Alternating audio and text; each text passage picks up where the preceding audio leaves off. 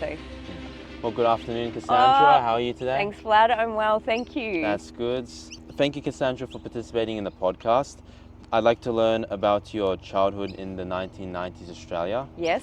Your school life, police academy and service, Yep. first aid instructing, triathlon training, races, balancing work and sport life while raising children, and a lot more. Yep. Cassandra, how would you describe your childhood? If you're not subscribed, please subscribe. Also, please smash that like button on the video and enjoy the show. Yeah, so wait for that noisy helicopter to go. So I was born in the 80s. I appreciate the 90s, thank you. But yeah, I was born in 82.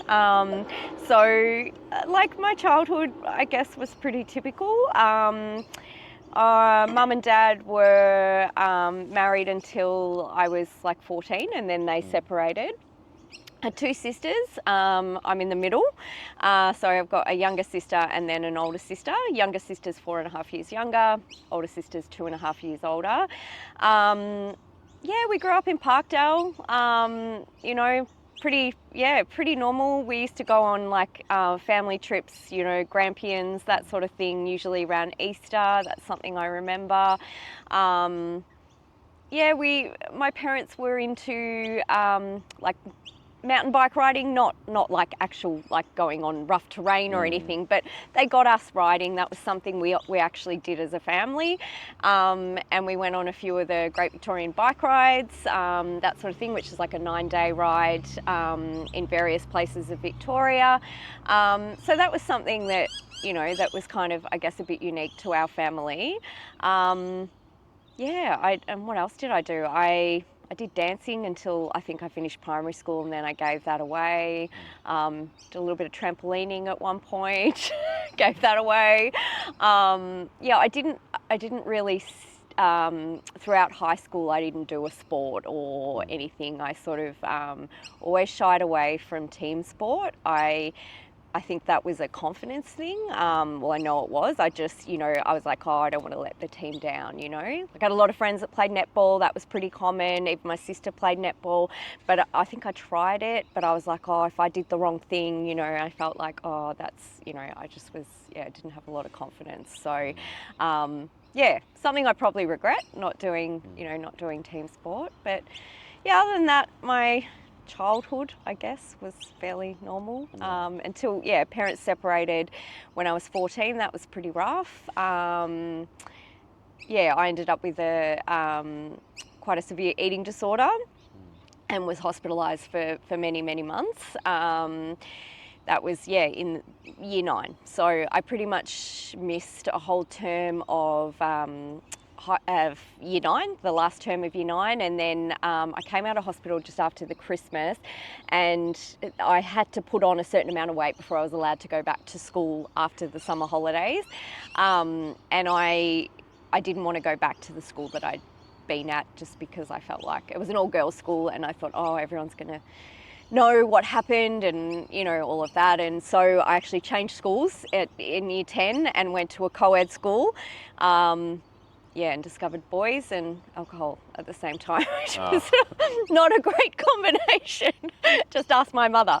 But we got through those years. So I finished my high schooling at Sandringham Secondary College in the end. Started out at Mentone Girls Secondary, but yeah. And what would you say the pros and cons of a co-ed school and an all-gender school? Yeah, that's a good question. Look, the thing about the all-girls school is, my eldest daughter now, who's 16, she actually goes to the same school, and it's been fantastic for her, probably until this year. She's year 10, and I guess that's sort of where it's starting to, things with friends and stuff like that is starting to happen. But up until then, it's been amazing. I guess in an all-girls school, there can be that bitchiness and, maybe more so, whereas when there's the boys, it's a bit more of a balance. I didn't dislike either. While I was at the all-girls school, I had my group of friends and, all of that. I certainly didn't dislike it.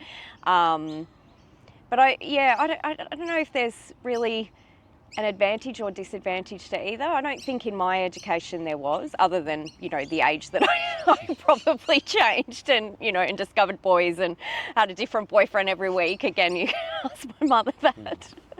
But yeah, other than that, I think, you know, and I've currently got, one teenage daughter in a co-ed school and one teenage daughter in an all-girls school. And they're totally different personalities. And so I think where they are is right for them, if that makes sense. So yeah, it's probably person specific rather than being a pro or con of either. And did both of them choose to be in different schools? Which was a total surprise. I just assumed, like, the eldest was adamant she wanted to go to Mentone Girls Secondary, and we were like, okay, we were more worried about that if she'd get in because we weren't in the zone, but we had no issues. And then I just kind of assumed, that my second one, who's also a daughter, I do have a son as well, but he's not at that age yet. I thought, oh, she'll just follow her sister. And as it was getting closer to her time, she was like, no, I want to go where my best friend's going. You know, been best friends since like prep or grade 1. And also I was kind of looking at her as she is a totally different child, and she would have been eaten alive, is my feeling, in an all-girls school. So I think it just totally made sense, but not so much when you end up with 3 kids in 3 different schools, because I still have one in primary school. That wasn't well planned, but it just made me realise, like, primary school is different. You can kind of, you know, one size probably does fit all a bit more, but when you're talking about those, you know, really important years in high school, it sort of is child specific. And so I guess when it's my son's time, which is still, he's got 2 more years of primary school, he's grade 4 this year. He could go to Mordialloc College, where his sister Mimi is as well, because he'll get in there now that she's in there. But and look, that's probably most likely, but I guess, you know, we'll wait and see what he feels like. But it will be funny that year. I will go from having 3 kids in 3 different schools for 1 year, for the year before, and then I go to having just 2 kids in school, in the same school, if he goes to the same school as his sister, because my eldest will have finished school, so, which is crazy. Yeah. Another 2 years. And with the times, what would you say changed in Parkdale back then versus now? Oh yeah, so I have a lot of fond memories of Parkdale, and it has changed a lot. My dad actually still lives in the family home, and we backed on to, or the house backs onto the Parkdale Bowling Club, and you know, so we'd see them play their bowls and things like that, and that's still there today, the bowling club. We used to have a trampoline. We do. It's actually still in the ground there, but I don't think I'd trust jumping on it. But we used to accidentally, on purpose, make the ball go over the fence when we were playing like poison ball on the trampoline, and we'd have to climb up and down the old school scoreboard and see how far out onto the bowling green one of us could get to get the ball when they weren't there, of course, but we felt like we were doing something really naughty. I just remember that. It's so funny. We had to climb through the compost heap to do that, but we did that all the time. But there was a strip of shops in Parkdale. There was like a little supermarket called Nan Carro's. That's like, you know, probably a bit like your IGA, but even more old school, you know, very independent grocer. So it was often that, you know, that's where you'd go to just get a few things, like if mum had to stop on the way home. We could walk around, and there was a milk bar.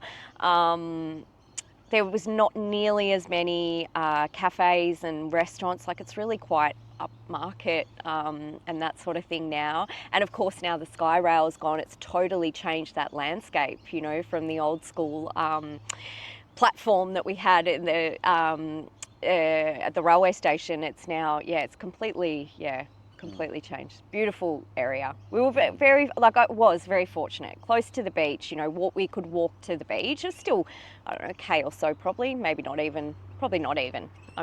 Probably not even. But, you know, so very fortunate growing up in that, that area. yeah. I used to go to Parkdale Primary School, Yes. which I think was it relatively new back in the.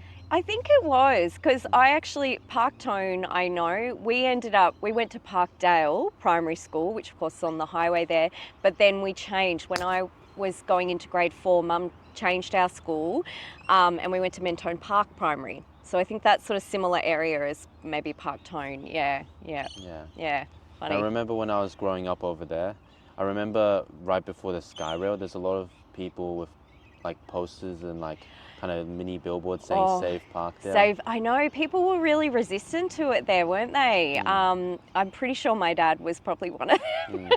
But actually, funnily, from where his house is, because we grew up in the Corso, so that's like behind the shops. But now when I go to his house, it's totally changed the landscape. Like, you look towards where the station was, so you got the bowling green right at the back of our fence, and then you see the Skyrail and everything. So actually, if you go on the train, you can see the back of my dad's house now, which it's just, it's bizarre, totally changed the landscape. But I think it looks great, and all the, the garden and everything under there. But I think, there were a lot of people that were resistant to it, but And was the main concern, I guess, privacy with people? I reckon it would have been, yeah.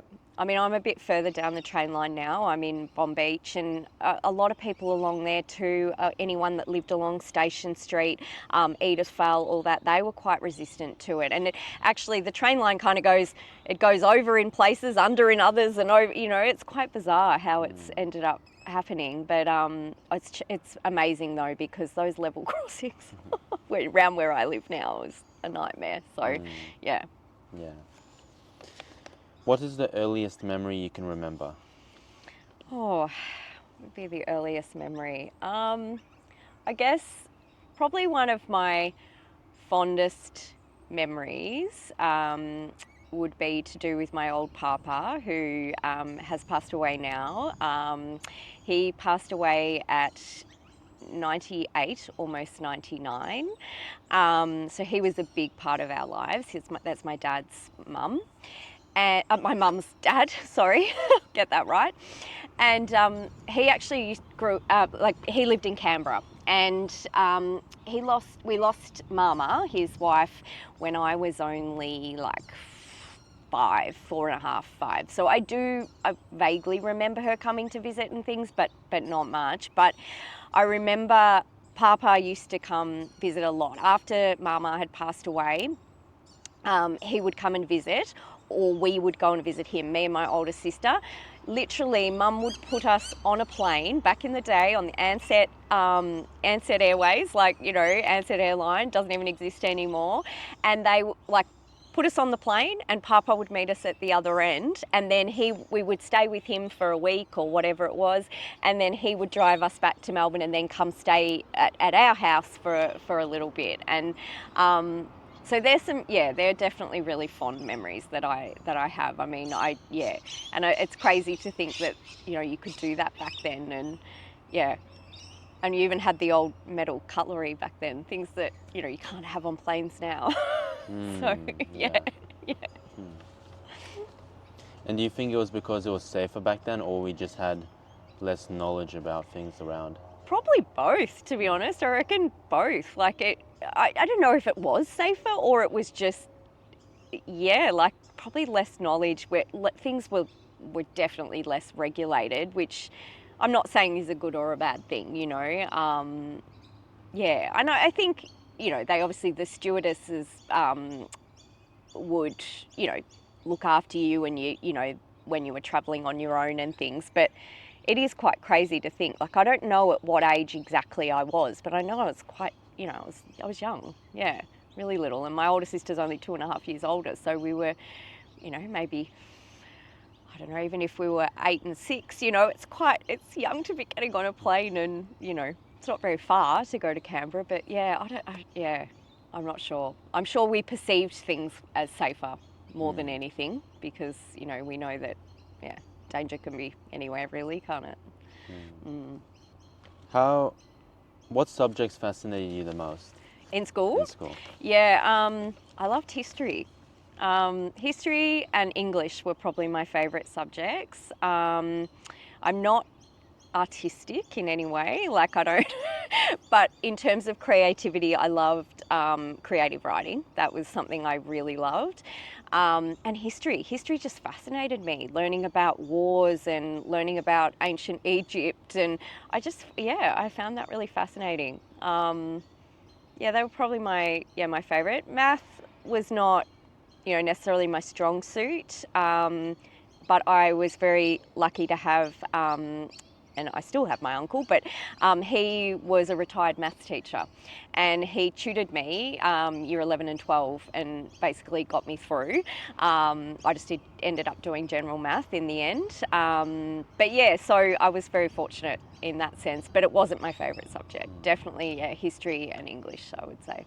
Mm-hmm.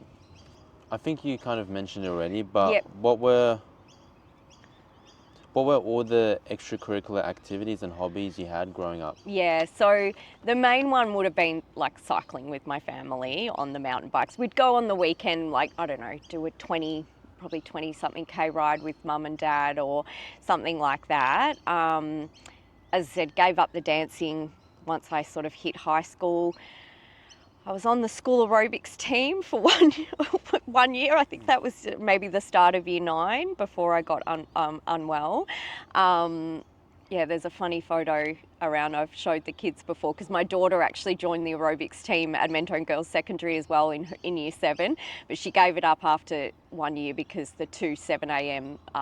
Practices a week didn't really suit her, whereas back in my day I think we gave up our lunch times, there's a photo of me in of me and the rest of the team in, like, was orange and purple, like crisscross thing with little purple bike shorts, and really very, very a sign of the times, I would say, with that costume. So I did that, and then I really didn't do anything. Just went to school. I did ride to school. That was something, when we lived in Parkdale, we rode with another group of other girls that went to our school as well, to Mentone Girls Secondary. So that was, I guess it was a good probably 5 or more Ks each way. And then even when I went to Hyatt and Sandringham, I did end up riding quite a bit. Not probably so much year 11 and 12, but year 10 I still did. And I think I joined a gym around that year 10 time as well, and would go with my sister, and we'd do like circuit classes and things like that. But definitely kind of fell apart around that, probably year 11 and 12 I wasn't at my healthiest. I kind of changed that coming out of year 12 again. You sort of start to prioritize those things again. And because you stopped dancing, did you ever return to like Zumba? No, I tried one Zumba class I would have been in my 20s. I did try it. It was when it first came out, I remember, and I thought, this looks really fun. I was just like, I can't. I just felt like I had no rhythm. I was like, no, not for me. Did plenty of aerobics and things over time. Like, I used to do a lot of group fitness classes. I don't now, but it served its purpose at the times, particularly when my kids were young and I'd go to the gym like 5 days a week. I was on maternity leave, and I'd put them in the creche or whatever at the gym, and I'd have that hour or whatever it was to myself to do the class that was on. So lots of step and lots of body attack and body pump and all those classes at that time. Because I know a lot of recreational centres and gyms have been closing down their creches. Like here, Waves, and then also Park. I know, that surprised me, and I would have been devastated if that had been me at that point in my life. Like, obviously I'm past that now, but all 3 of my kids, the minute they were allowed to go, which I think is after 6 weeks, I was back at gym. There were times I had 1 child, or I'd have 2, or sometimes even on the school holidays there was 3 of them in the creche, but I was determined to get there 5 days a week or whatever it was, at least close to, if I could. So I'd book them all in. got more and more expensive. But yeah, I when I heard that Park was closing its creche, I was just like, wow, that would make me, I don't know what do all those people do? You know, it's so important. If I didn't have that time when my kids were young, I don't know. I mean, exercise is so important in my life now that, you know, I can't go without it, and my mental health would have really suffered. So I really feel for, young mums out there, well, any mums, don't have to be young, but like, you know, just that first times or whatever, that you can't get out and exercise other than go for a walk, or you try to run with the pram. That's really tough, actually. You know, so, and if you've got multiple children, how do you get out around that unless you've got good family, you know, support? So I definitely, it was very important in my life. So I think it's a real shame that that's happening. And what would you think the reason that would be happening a lot now? I actually don't know. That's a really good question. Like, is it that there's maybe too many legalities and things now? I actually did work in early childhood for a period when I just had my two kids, my older two. My youngest was only like 2, and I started studying the Cert IV in Cert III it might have been, in early childhood, basically, or children's services it was called.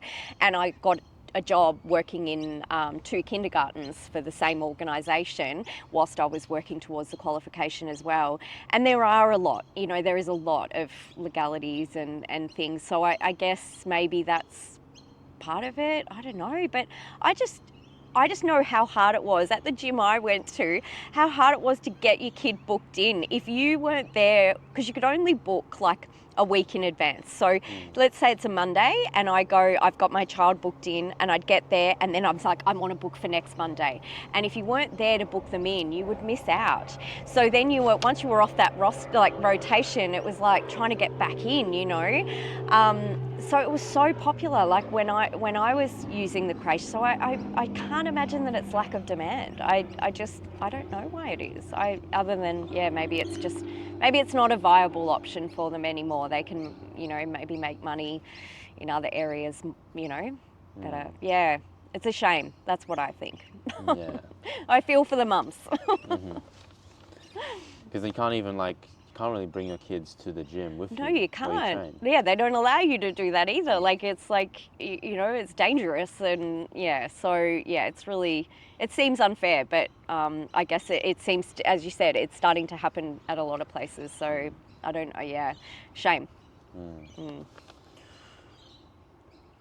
What did you go on to do straight after high school? Great question. Was it your first job, or did you have a job during high school? So I had, my first job I got when I was 14, worked at Donut King at Southland. I got the job there. My older sister was already working there. And I worked that all the way through then till the end of high school. I also worked in a cafe, sometimes 2 days, the full days on the weekend. That was a very busy cafe in Mordialloc. It's no longer there. That was a very stressful environment. It was a husband and wife duo that ran it, and their relationship was not great. And you know, you're kind of right in the middle of it. But I do remember that I'd get my paid in cash at the end of the weekend, you know, in a little envelope. And but yeah, so I had those part-time jobs, and then actually the year straight after high school, although I had already finished my schooling here in Australia, I had always wanted to go on student exchange. And so we decided, was talking with my mum, the best time to do it, because I didn't want to interfere with my VCE, because I didn't know how that would transfer, you know, all of that. So I actually went as an exchange student. So I finished high school in 1999, and then the year 2000 I lived as a exchange student in Canada for 12 months. So yeah, I essentially, because their school year is different, I arrived in the January, so I actually graduated again in the middle of the year with the class that I had sort of joined, the class of, I guess it was 2000. And then I had to go back to school, and I then, by that point, I was 18. I turned 18 in the February, so I was sort of a bit older than, you know, the students that I was then, you know, that had been year 11 when I first started there. And yeah, so anyway, I then did another 6 months at the same school, but all the people that I had become friends with had obviously graduated and gone on to college and things like that. So it was an interesting experience, and I'm very grateful to have had that experience, to live with a host family. Ended up getting a part-time job over there. Wasn't really meant to, but, you know, just got paid cash. And that was in a solarium, because they were huge over there because, of course, it's so cold. And people loved and back, it was still part of that era. I mean, you can't go to a solarium now. They're out. Well, here they're banned. I don't know if that's all across the world, but yeah. So I worked in a solarium, and so I came back from Canada browner than I'd ever been. And it was the middle of winter over there when I came back. But yeah. But yeah, so that was my first year. I had actually already applied to university, obviously when I was doing year 12, and I had deferred my my course. So my goal was always to join the police force. Well, from year 11 it was. And so I applied to do a Bachelor of Arts in Police Studies. And the only places that offered it were Monash at Clayton, and it was quite a high score to get in there, and I didn't quite get that. And the other one was Deakin at Geelong. So I got Deakin at Geelong. So I did actually, when I came back from Canada, I started there in the following year, so 2001. But I ended up only doing 18 months of that course, because I think I was kind of like, yeah, this is all great, but it doesn't make me a police officer at the end of it. And I was, you know, I was young, so I would have been 20 when I decided to withdraw, which was quite a big thing for me, because I'd always been a very big high achiever, like in school, and always put a lot of pressure on myself. So to make that decision was, you know, tough. But I just kind of went, I don't feel like Victoria Police is going to look at me having a 3-year Bachelor of Arts in Police Studies as a favourable thing. What does that teach you? It's not the real world. I think I need to go out and get real life experience. And so that's what I did. I actually went and did my Cert III in security, and I worked as a security guard for a few years. Yeah, little old me at like 20 years of age and 21. Did a few, what I ended up getting into and eventually was full-time on the roster at Chadstone Shopping Centre. So we worked night shifts, you know, afternoon shifts, day shifts. So it was a very big introduction to shift work, and a very male-dominated. I was workplace. I was the only female on the team. Yeah, so it was interesting. Yeah. And did you have to deal with a lot of people that had to be kicked out of the centre, or were you working more when it was closed and checking the cameras? Yeah, both really. So yeah, I mean, occasionally there'd be fights and things. I do remember, I vividly remember once getting sent to a job at a chemist where there was a dispute between two females and the cashier, and I think it was over, you know, it could have been to do with like the methadone you know, she couldn't get what she was after, and it had sort of escalated. And I remember walking in there thinking, and it was just me, you know, and anyway, I did manage to get her out of the chemist, but I hadn't answered the radio, and that's when I knew the guys really had my back, because all of a sudden I've got her out and I'm fine, but there's like, there they all are, the rest of my team, you know, that were on shift to like come in and check on me because I hadn't answered the radio, you know, because I was distracted with what I was doing. So, yeah, so they looked after me. Yeah. In recent times now, there's been a lot of high level incidents in shopping centres like Northcote and Yeah, stuff. yeah.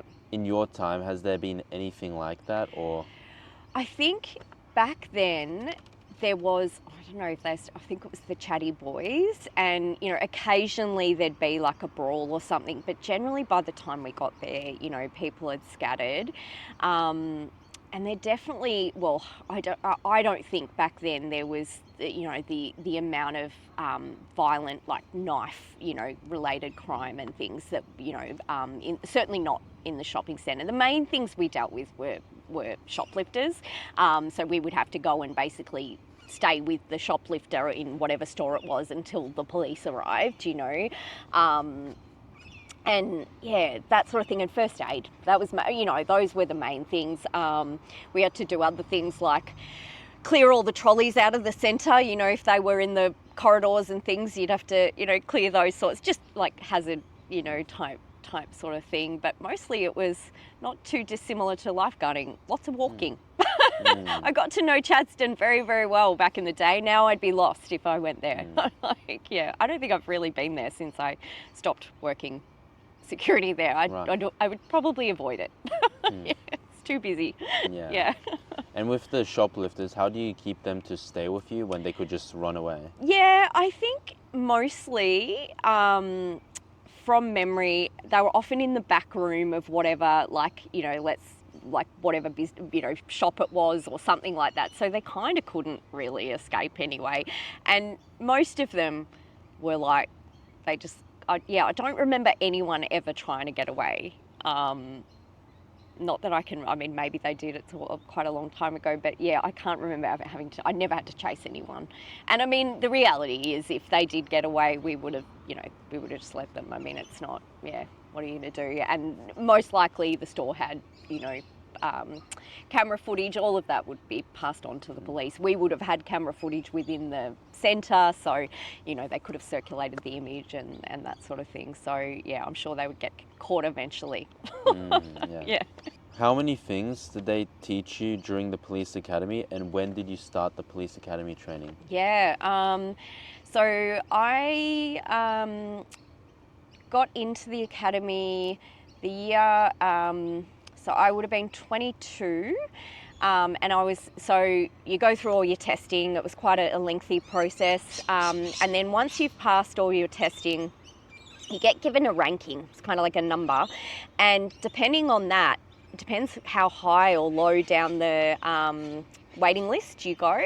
I think I had scored quite well, so I was in very quickly. I remember, let's say I finished all my testing in the November. I then had a letter that I was going in, I think it was the very start of Feb, basically, that the following year that I started. So I was 22, almost 23, because I turned 23 in the academy. So back then you were in the academy for 20 weeks. It's different now. I think you actually my understanding is you get sworn in initially, and I don't know how long the training is, but you do more maybe on the job training. I could be wrong. Whereas back then you weren't sworn in until you had passed everything at your, you know, and you got sworn in at your, you know, graduation ceremony. So yeah, 20 weeks. It was pretty intense. I was pretty stressed during that time. I, again, being a high achiever, put a lot of pressure on myself. You obviously had to study law, and then we did OST, which was operational skills training. We also had to do marching, so all those drills, because not that you ever use that again other than for your graduation ceremony.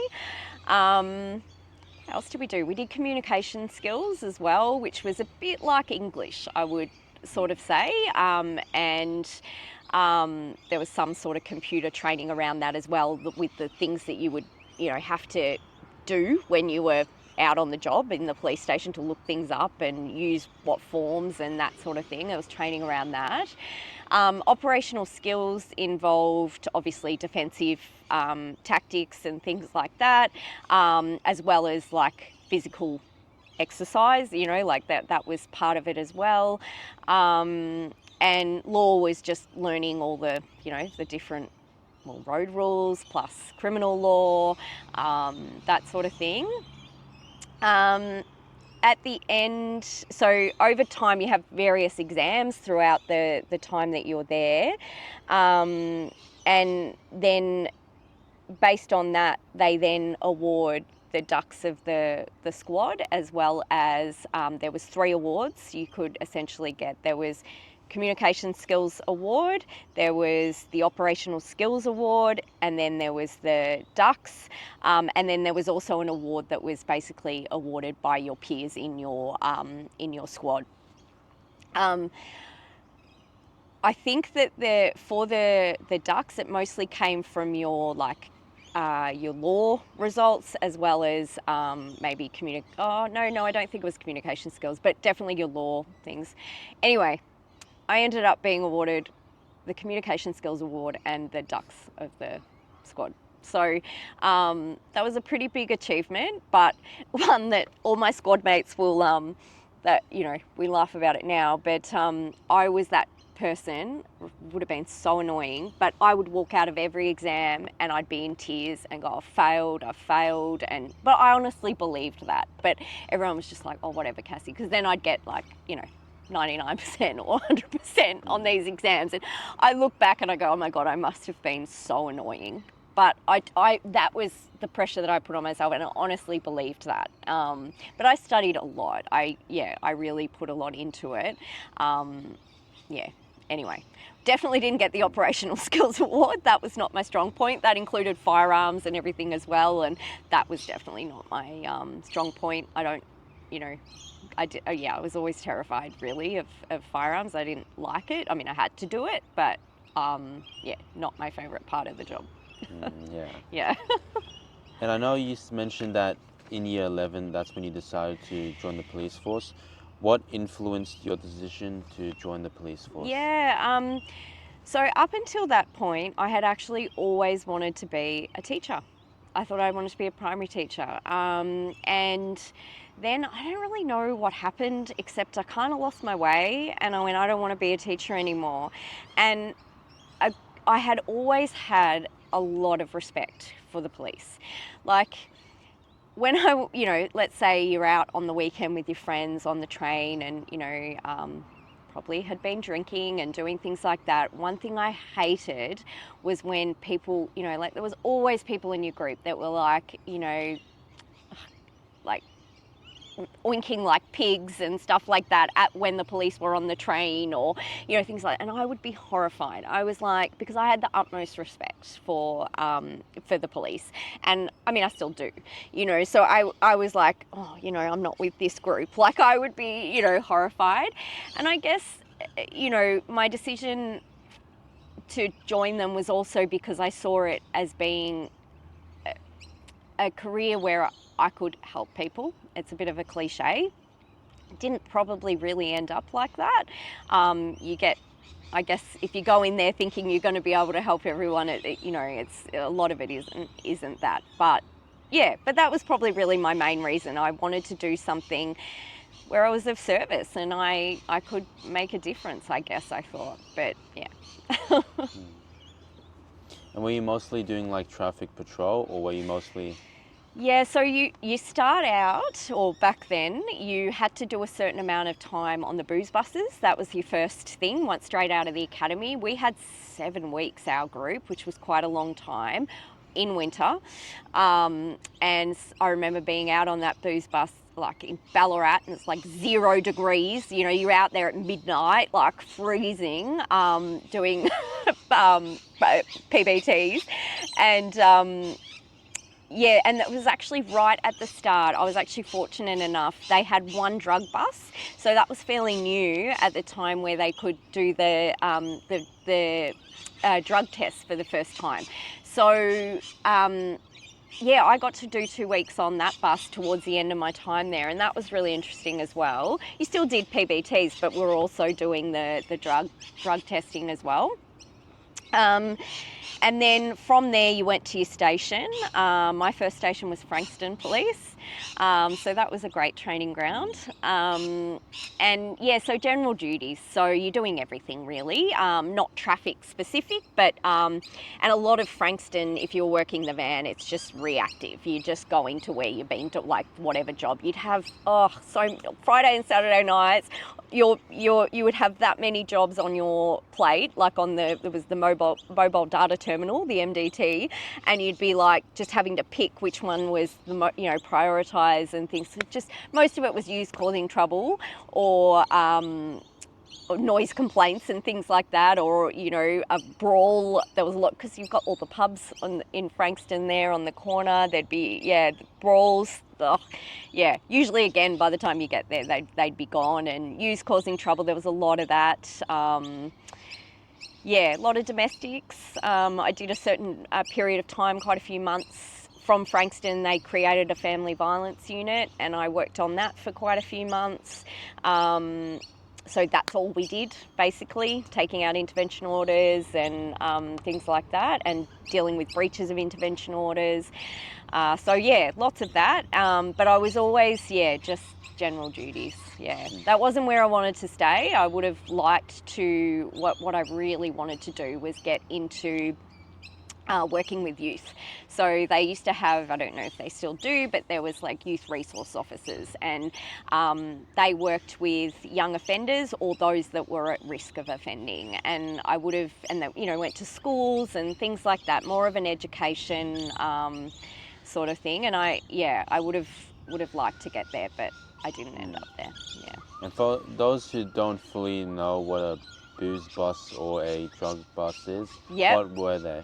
So the Booz buses, we still have them. They're the big buses with all the flashing lights, and they'll pull up in a location. You're allocated where you've got to go, and they'll have there might be 5 of you on the bus, and you're all, in a station. You've all got your own little station. The cars get waved in, and you're doing your breath tests, and as long as it's fine, you wave them off. But if they get a reading, you've got to ask for their licence, because you've got to check. It might be under 0.05, but they might be someone that has a 0 condition on their licence, like a P plater, or they might have that because they've had previous, drink driving offences and things like that. So, and the drug bus was the same idea.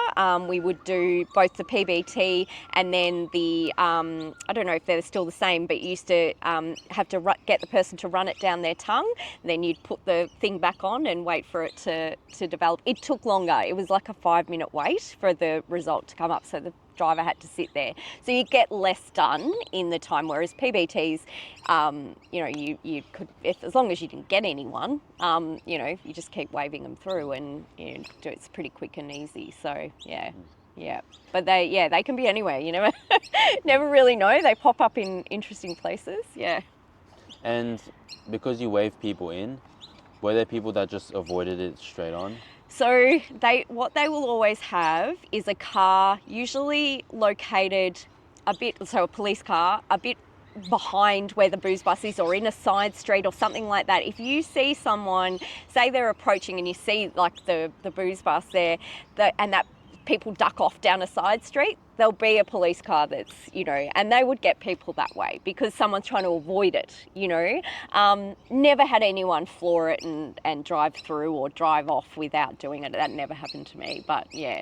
And we used to, even when I was out at like Frankston and Mornington, I ended up there as well, we would set up random breath testing stations where we didn't have a bus, but we just had the car, and there'd be the 2 of you that were working the car. One would wave them in, and you'd just do, random breath tests throughout the day, or, whatever it was. So, yeah, always a big part. What were your favourite parts of working for the Victorian Police Force? I guess it's a tough one because it feels like, well, it is a lifetime ago for me. My career ended up being 5.5 years, not what I, imagined when I started. What were my favourite things? I guess I did love that I belonged to that I was part of that. I was proud to be a member of Victoria Police, and I felt it was a very honourable job to have. I always felt like when I'd meet people and they'd ask me what do you do, and I was quite young, of course, and I'd say, oh, I'm a police officer. You know, I feel like people nearly fell over and were like, what? And then yeah, because I didn't probably look like a typical police officer at that age. Yeah, I think that's probably mostly it. Look, I did meet some great people and then some not so great people in there, you know. Yeah, it's a tough one because I still have a bit of, I guess, you know, the end to my career. There's still a sour taste in my mouth of things that I went through in there, and you know, do I wish it might have, you know, gone differently? Yes. I guess, you know, I should mention I met my now ex-husband, but I met him in the police force. So we have 3 beautiful children together. So that is a very positive thing. So, you know, wasn't all bad. That's for sure, you know. And he, even after I left, he was still in the job for many years. We have been separated and divorced now for 9 years, but he was still in when we divorced, and he's now out. He's actually a firey now, which is, you know, amazing. But he did, I think, much closer to 20 years in the police. So I was still essentially married to the job for, you know, for a time. It was never like a complete break, and I still have friends, you know, that were colleagues of mine, not necessarily close, but, you know, with Facebook now and all of that, you know, you're connected to people, and I've been able to reconnect with, you know, sergeants and things that, you know, we weren't necessarily friends back then, but now, you know, you're on, unfortunately, the majority of people are ill health retired, and that makes me really sad, because these were long-term, you know, police officers, but it wears you down. And I mean, I only did 5.5 years. I can't imagine, you know, some of these people had 20, 30-year careers. Of course, the stuff you see, and, you know, PTSD is very real. And, you know, so now to have, yeah, it's quite a unique thing. I had coffee with a sergeant, or an ex-sergeant, you know, a few years back, and we keep in touch. He's one of my biggest supporters on Facebook with all my endeavours, and, you know, if I'm ever feeling flat, he's always got, you know, nice words to say, and yeah. So anyway, so that's nice. Yeah. What was the very first call like? Oh, that's a good question. I actually can't remember what the first call was like, but I will say what it was, I should say. But I do remember like the first time I was ever working the van and we got a call for a brawl in like pub corner in Frankston, and my heart was like, I was thinking, oh my God, like I'm gonna have to get in there, you know, like, and I was, you remember, I'm 23, I was quite slim, you know, like there wasn't a lot of me. So I was just like, oh my gosh, I mean, you've got all your equipment and stuff. Anyway, by the time we got there, it was gone. But I do remember, and over time you start to become, you're like, oh yeah, here we go again. And you know, lights and sirens to get there, it's all gone by the time you're there. But yeah, I do remember the very first one. I was just like thinking, oh my gosh, here we go, you know. Yeah. If you are comfortable sharing with us, what was the hardest part of the job? So I guess you do see a lot of things that, you know, you wouldn't see. You see a lot of good things and a lot of not so good things. Something I do remember them saying in the academy is, you've got tickets to the greatest show on earth, you know, once you get out of here. And yes, but unfortunately, most of the things that you're dealing with, you know, you're dealing with people at not a good time in their life. You know, it could be that you're dealing with, you know, a traffic accident, you know, and it could be, you know, there might be people injured, there might be, you know, whatever it is.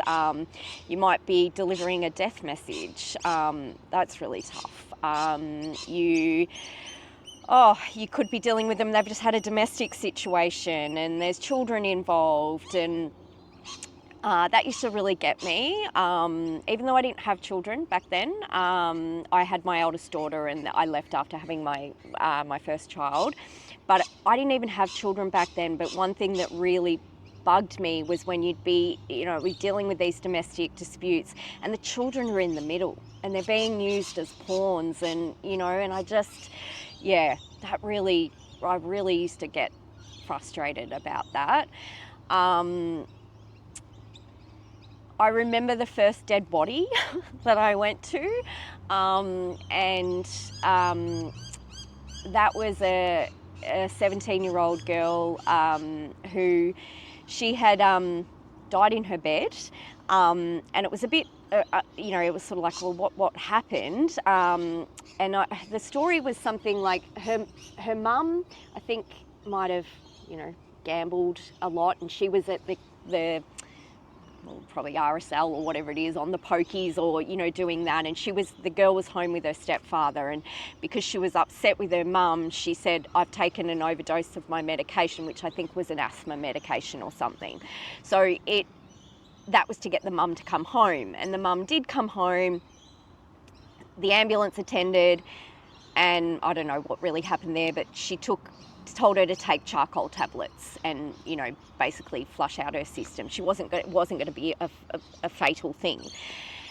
I don't really know what happened, except the girl went to bed. The next morning she got up, she got a glass of Coke, of all things.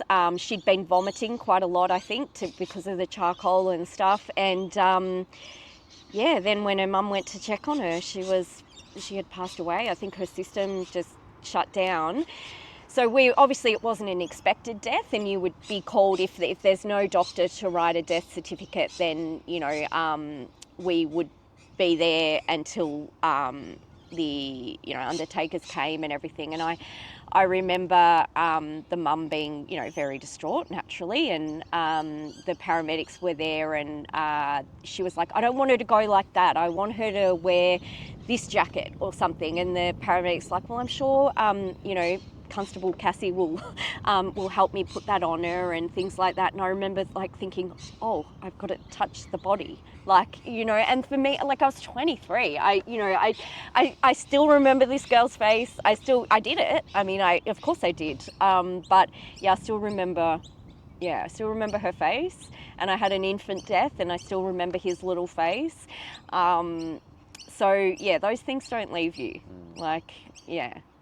So I don't know if I really answered your question. I probably went off on a tangent, but they are things that I vividly remember. I mean, there's so many more.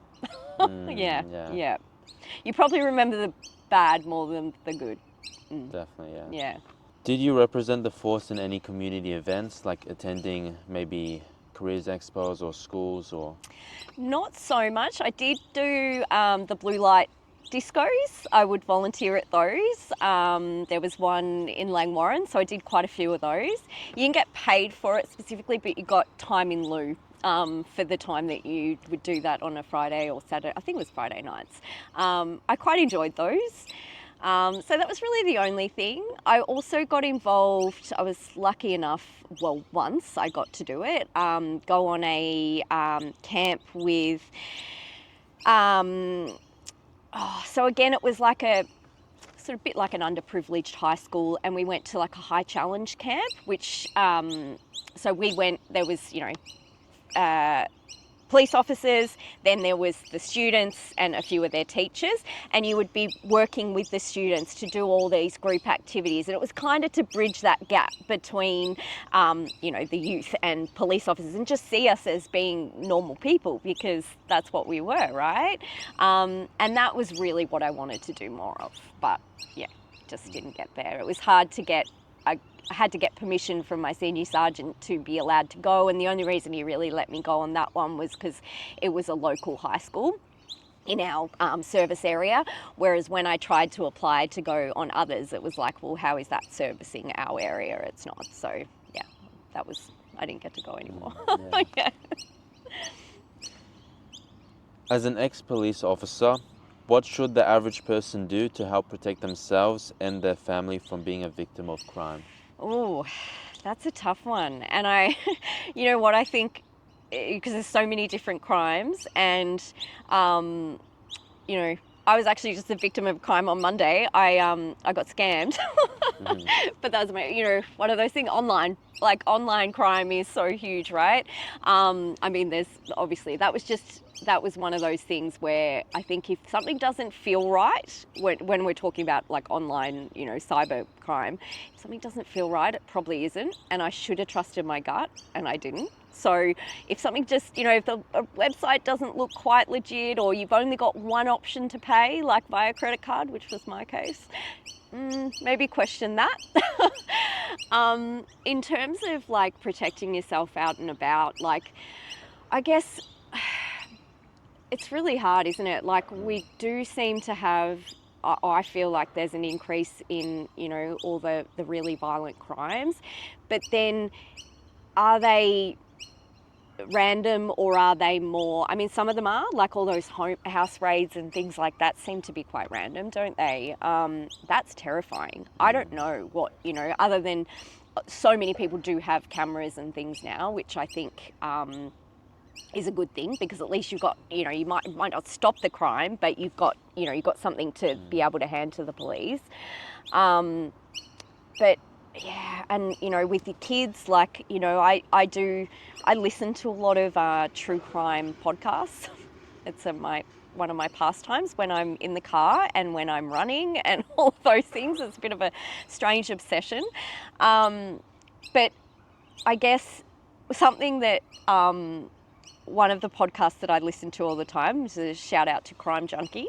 They're an American podcast, but something they say to do: be weird, be rude, stay alive.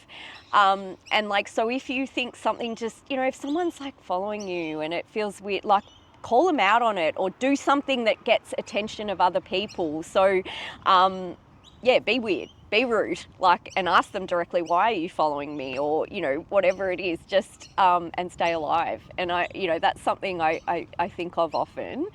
And yeah, I guess with kids, like, we use the Life 360 app, so we can sort of tell where they are.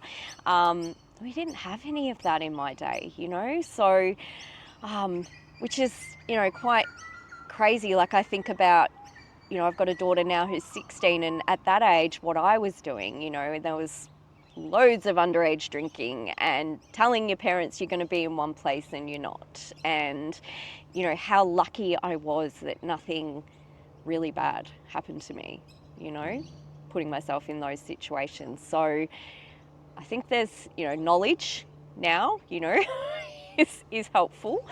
But yeah, it's a tough one. I don't know. Yeah, security systems, just be aware of your surroundings.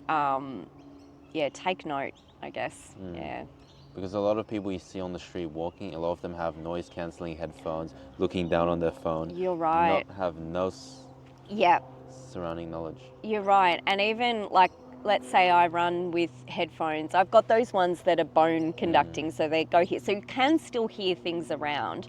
But say I've done a lot of running in the early hours of the morning to get it done around kids and things, and there would be times, like, so let's say I'm out there at 4 or 5 in the morning, I'm like running along and I'm like, I probably won't put my headphones on now. Like, I won't actually have anything in them, just so that I am aware, because it's still dark, and I just, like, out of, just to be a bit more aware of my surroundings. But yeah, it's a tough one. And going back on the true crime podcast, I know Vic Police recently started a podcast. Did they? I'll have to look at that one, because I haven't looked at that. But I've listened to a few. Most are American. There is one that I listen to is an Australian guy that does it. I sort of, I'll binge up to a certain point with one and then get up to date with it, and then I'll allow some more episodes to accumulate, and then that's what I listen to in my marathons and things when I'm running. It's very weird, but yeah, I can't tell you how many marathons I've run listening the whole time to true crime podcasts instead of music. Yeah. Right. What made you decide to leave the force? Yeah, that's it. Look, that's a really, I guess it's not a loaded question, but I didn't have the easiest time in there. I don't know what it's like in there now, but it still probably was quite male dominated back then. I mean, it was 20 years ago that I graduated, nearly 21. And yeah, I went through, some pretty tough things. And I was kind of made an example of where I was working. The station I ended up, I was at Mornington, and that was, back then, there was a lot of people that had worked there a really long time, males, in those senior positions, senior connie, sergeant and senior sergeant, etc. And they just didn't believe that women should be in the job. And so they had a big thing about two women working the van together, and technically they couldn't discriminate and not allow that to happen, because obviously that is discrimination. Personally, I would be happy to have always worked with a male on the van. Because I was a smaller female, I felt safer having a guy work the van. But we did have an incident where I was working the van with another female, and an incident happened and it got blown way out. No one was, and my partner got injured. Her finger, wasn't anything major. We still got the person. It was, I won't go into the whole convoluted story, but it pretty much ended my career, because I lost all confidence after that, after being told I didn't act appropriately when, I still stand by to this day what I did. It was awful. And then I was basically told no one at the station wanted to work with me, and which was not true, because I had what I thought were friends anyway at the station telling me that's not the case, Cass, no one thinks that. I went to another area where I worked non-operational for a while this was all being worked out. And then I said, well, I was cleared. I said, I'm not going back to that station. You've told me no one wants to work there. No one has confidence in me. The last thing I want to do is go back there and work there. Plus, I had just found out I was pregnant. So it would have meant working the front desk there, taking statements for these colleagues that supposedly didn't want to work with me and doing work for them. And I was like, I'm not doing that. So I ended up down at another police station further down the peninsula at Rosebud. And I only ever worked there while I was pregnant. But and basically then I had my first daughter, and I had the 6 months off, but then I extended that to 12. Because I pretty much had a complete breakdown when she was born. I got postnatal anxiety, like very, very badly, within 24 to 36 hours of her birth. And so I kind of had been through a lot. And I guess as I was going, the 12 months were coming up and I was negotiating going back part-time. I would have been going back to Rosebud, and, my ex-husband, who was still my husband, was also working shift work. And it all just felt like, how is this even going to work? Like, we got this, and we had this beautiful baby girl, and I kept looking at her and thinking, I don't want to go not that I don't want to, but how can I go to work and deal with all that stuff, all that awful stuff that you deal with, and then I've come home to this beautiful baby girl, and I guess, and my confidence was low, having, everything that had happened before I went on maternity leave. And I guess I made that decision. It was a really hard decision to make, because I had always thought that was going to be my lifelong career, and I felt like I'd failed, so, or that it had been, I had failed, and that it had been almost taken away from me, I guess, because of the stuff that had happened. But, I guess, that's life. Yeah. And what did you go on to do straight after policing? So I actually worked in the office of a roofing company initially, which, so that was a friend of ours. So this friend was married to my husband's best friend, and it was her family's business. Funnily enough, that woman now, the one who I worked for her family, is now my ex-husband's wife. So that's just to throw that one out there. Obviously not back then. She was married to his friend and I was married to him. But yeah, they've been married. They've been together about 4 or 5 years now, and married for 18 months. Yeah, funny how life works out. But at the time that I was making the decision, you know, shouldn't I leave this job? I remember seeing it on Facebook. The family was looking for someone 3 days a week, and looking at it going, well, that's much more family friendly, right? And we already know the family and everything. So that's what I did. And I worked there. I then got pregnant with our second daughter, and worked there until I went on, you know, like 2 weeks before her birth or whatever. I finished up there.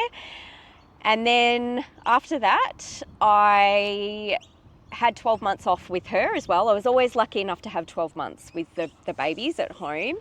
And I then started teaching yoga for kids in, again, a friend that had also been a police officer. She and her husband had started this Yoga Bugs business, and so I did the Yoga Bugs training. I think I went to go to Tasmania to do that one weekend or something, and then I was teaching yoga to like kinder and childcare centres, and that's what led to me then wanting to work in early childhood, because I loved going into these places and I'd only have half an hour with these kids, you know, but it was a regular thing. You'd be going each week to the various kinders and stuff. And I thought, I want to do more of that. I want more time with these kids. I think I'd be really good at that. Mind you, I also had a toddler and a 4-year-old at the same time as well, so kind of 2 toddlers. Anyway, that's what I did, and one of the kinders that I was going to regularly teaching yoga to were like, you should apply with like the organisation that ran several kinders, including theirs, and I did, and they were more than happy to have me working as a co-educator whilst I worked towards my qualification. So that's how that came about, and I did that until I got pregnant with my son. And again, after having him and having time off, I didn't feel like now I had 3 young children. So my eldest would have been,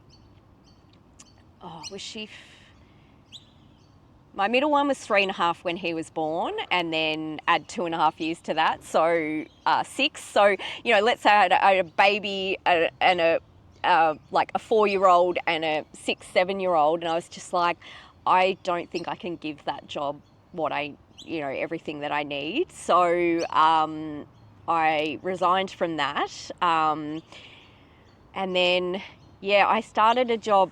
I was working as a receptionist at a Osteo physio clinic.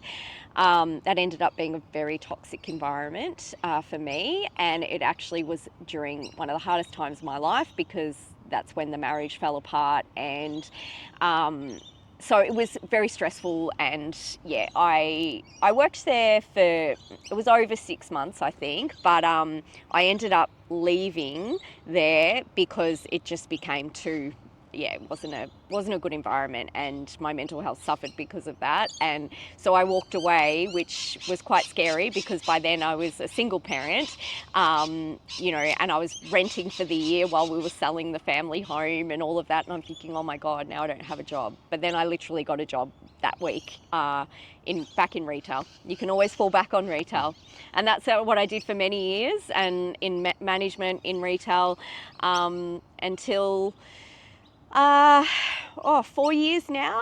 So COVID times, that made me reassess everything. I was pretty over retail. In the break during the COVID time, like when we were allowed to go back and reopen, it was revolting. And I worked in a women's clothing store. It was a chain store. And women were revolting. It was like people were just entitled, and it was a weird time. It was a really weird time. So we were only open, say, for these 6 weeks in the middle. It was like Christmas trade on steroids. I just remember that, and I hated it. And then we went back into lockdown, and I mean, you know, lockdowns had all sorts of ramifications for everyone, right? But, you know, mental health, everything, and, you know, you're getting stuck in your house again, and then you know, I was like, the last thing I wanted to do when they said, oh, Victoria's reopened, it was about, I think it was November, and I would have been going back into Christmas trade, and I'm thinking, I don't want to do it. And I couldn't do it. I was done. So I actually made the decision to take a few months, which, you know, financially was a tough call to make when you're on your own. But I did. I took a few months to work out what I wanted to do. I was like, I need to make some long-term decisions. And thankfully, my sister, she had offered it to me many times. She runs a first aid training business, and it had just been her, but it was expanding. And she said, why don't you do your Cert IV in training and assessment? You know, you'd be great at this. And I was like, oh yeah, you know, I couldn't have committed to doing the Cert IV whilst I was working full time in retail. I just couldn't, and 3 kids. So I made the decision that I'd take that time. It was 9 months that I studied, and during that time, I just did some admin work for her business, got my qualification, and now 4 years later, I'm still first aid training. I'm also a mental health first aid trainer. That led to the lifeguarding as well, because to teach first aid, you should have ongoing practical skills in first aid, like where you're getting to practice it regularly. And as you know, as lifeguards, we do that frequently. So I became a pool lifeguard 2 days before my 40th birthday, which was not the norm. But funnily enough, my 16-year-old daughter has just done the pool lifeguard course on the weekend just been, so which is pretty cool. She's going for a job at Park this week. So but yeah, so that's how that happened, and then that led to the lifeguarding, and yeah. And what were your thoughts of the Certificate 4 in Training and Assessment course, and how much do you think you benefited from the content? Oh, so it's a tough course, I will say. I found it challenging because a lot of what you do, it's so that you can teach in the vet system. So go and teach in a TAFE, go and, you know, teach any certificate like course, right? And for me, like first aid falls under that, but it's, you know, the courses that we're teaching are a few hours a day. You know, you're not being with students for 12 months, or, you know, it's a lot of what we did, I'm like, it just doesn't really feel relevant, but I've got to do this. And it felt tedious, and I actually had a little post-it note on my noteboard above my desk that just said, all it had on there was a yellow post-it, and it said, eye on the prize. And I just would look at that, and I just would remind myself for those 9 months. It's just because what does it mean to get this qualification? It means a better future for me and my kids. And that was like, okay, and more freedom. You know, you're not locked into, 9 to 6 or 9 to 5, you know, like 5 days a week or whatever, or, and you're not working retail. That was it, you know, so it was just like eye on the prize for me to get through. But that qualification is so worthwhile. It opens so many doors. Like I could, and I have been approached to do it. I chose not to, but like now, whatever qualification you hold, like the pool lifeguard, right? I could go and teach that as well. So I have been approached to do that, but I have got enough going on with the other. But yeah, so any certificate. I've just recently done Cert IV in alcohol and other drugs and community services. Just coming to the end of that. I'm just finishing up my placement hours now. So down the track, that's a possibility too. I could become a trainer for that as well once I've got some experience in the industry as well. So I am really glad that I have that qualification. It just was a little bit tedious to do. Yeah. And was it fully online or? So we did 1 day a week. I think it was Fridays all day via Zoom with the trainer, and then there was a lot of work that I did in my own time. So I couldn't have done that whilst I was working full time. I just couldn't have. Yeah. And what course provider was that with? I did that through Chisholm, actually. Yeah. And since you're doing most of it like on Zoom, how different was the transition to like a classroom full of people than Yeah. online on a screen? That's actually a good question, because when I started it, it was 2021, so we were still coming out of that COVID time, right? Like it was, so we actually would have, because we still got locked down a few times, I think, in 2021.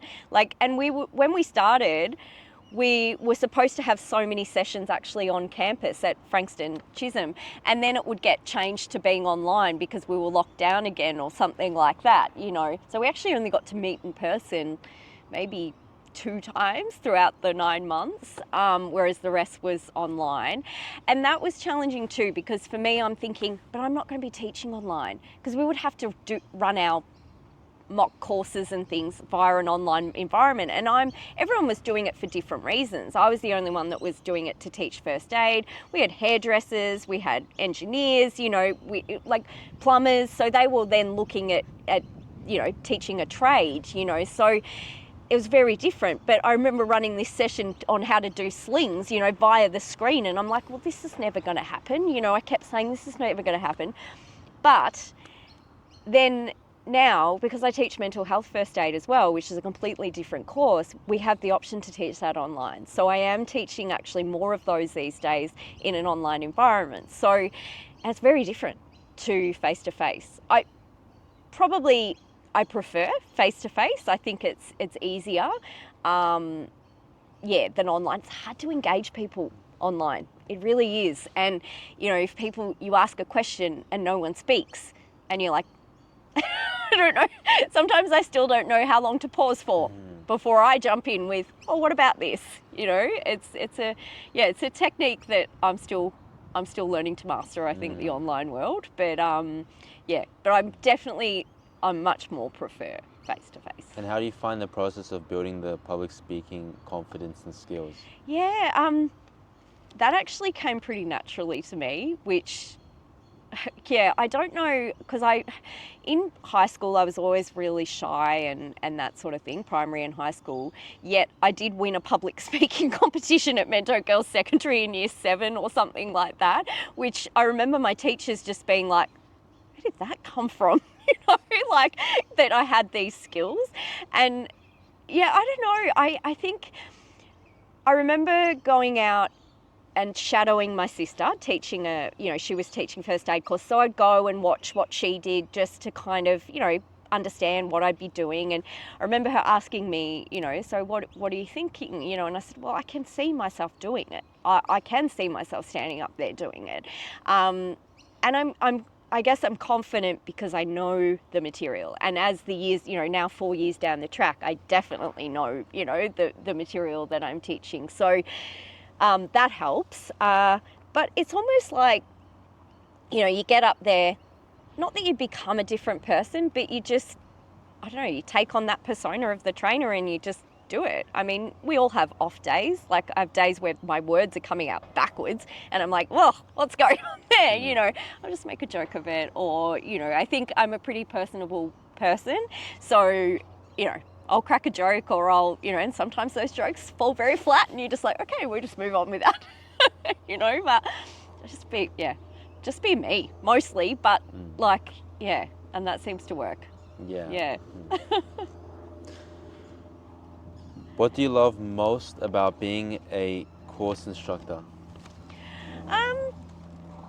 I think it's knowing, like, particularly with the courses that I'm teaching, it's knowing that I'm equipping these people with really important life skills. So with first aid, you know, I know a lot of people go, oh, here I go again, I've got to do this for my job and, you know, all of that. And I you know, always try to remind them that these are skills that you never know when you're going to use. You know, it could be a friend or a family member. Like you know, you're just as likely to use them in your personal life as you are in your working life. And so, yeah, it's knowing that. And the same with mental health first aid. I mean, you're teaching people how to have conversations, you know, and use a framework to do that. I mean, it's kind of a bit like your doctor's A, B, C, and D, but just different, you know, with the mental health first aid. And yeah, so I think it's that. I think it's just knowing that, yeah, you're equipping them with really important life skills. Yeah. And to teach mental health first aid, you had to complete the course yourself? Yeah, so it was a 5-day, it's through Mental Health First Aid Australia. And yeah, so I had to do the instructor course, which ran over 5 days. I was in the city or Carlton somewhere. Quite intensive, but yeah, definitely worthwhile. And again, my sister was wonderful in putting me through that. And then once you teach the standard mental health first aid, there's so many other options. You can upskill and teach. There's a youth mental health first aid. I don't currently teach that, but my sister does. There's also a teen one, which is designed to teach teens to have those conversations with other teens, which is incredible. And there is various other courses. We also then, there's the refresher course now, because, you know, if people have had the qualification coming up to 3 years, just like with your practical first aid, you need to refresh your knowledge. So I teach that one. I really enjoy teaching that one, and hearing, because those are all people that have done it, you know, 3 years ago, and then hearing how they've used their skills and what, you know, the outcomes been and things like that. So that's what I really like about the refresher course too. Yeah. Yeah. For the average person, what signs and symptoms does somebody who is about to enter cardiac arrest show? Yeah. And how should they assist them? Yep. So the thing with cardiac arrest is it can be like sudden. So a person could just drop, right, if they have cardiac arrest. Someone could also be experiencing symptoms of a heart attack and then go into cardiac arrest. So with heart attack, things that you would expect to see would be like, well, it can be chest pain. We all know, you know, classic, you see in the movies, they clutch their chest. It's not always that. It can be referred pain, like they might be complaining of pain through their jaw, might be down their shoulder, might not be constant, it might come and go. Generally, someone will be feeling a bit unwell if that's the case. They might be pale, sort of clammy skin. I actually had a lady when I was lifeguarding that, you know, we got the call that chest pain, but for her, it was actually, she didn't go into cardiac arrest. I just want to say that, but she was having a heart attack. But for her, it felt like indigestion. You know, like when you swallow something and you feel it go all the way down and it hurts, and you know, it led to this feeling in her chest.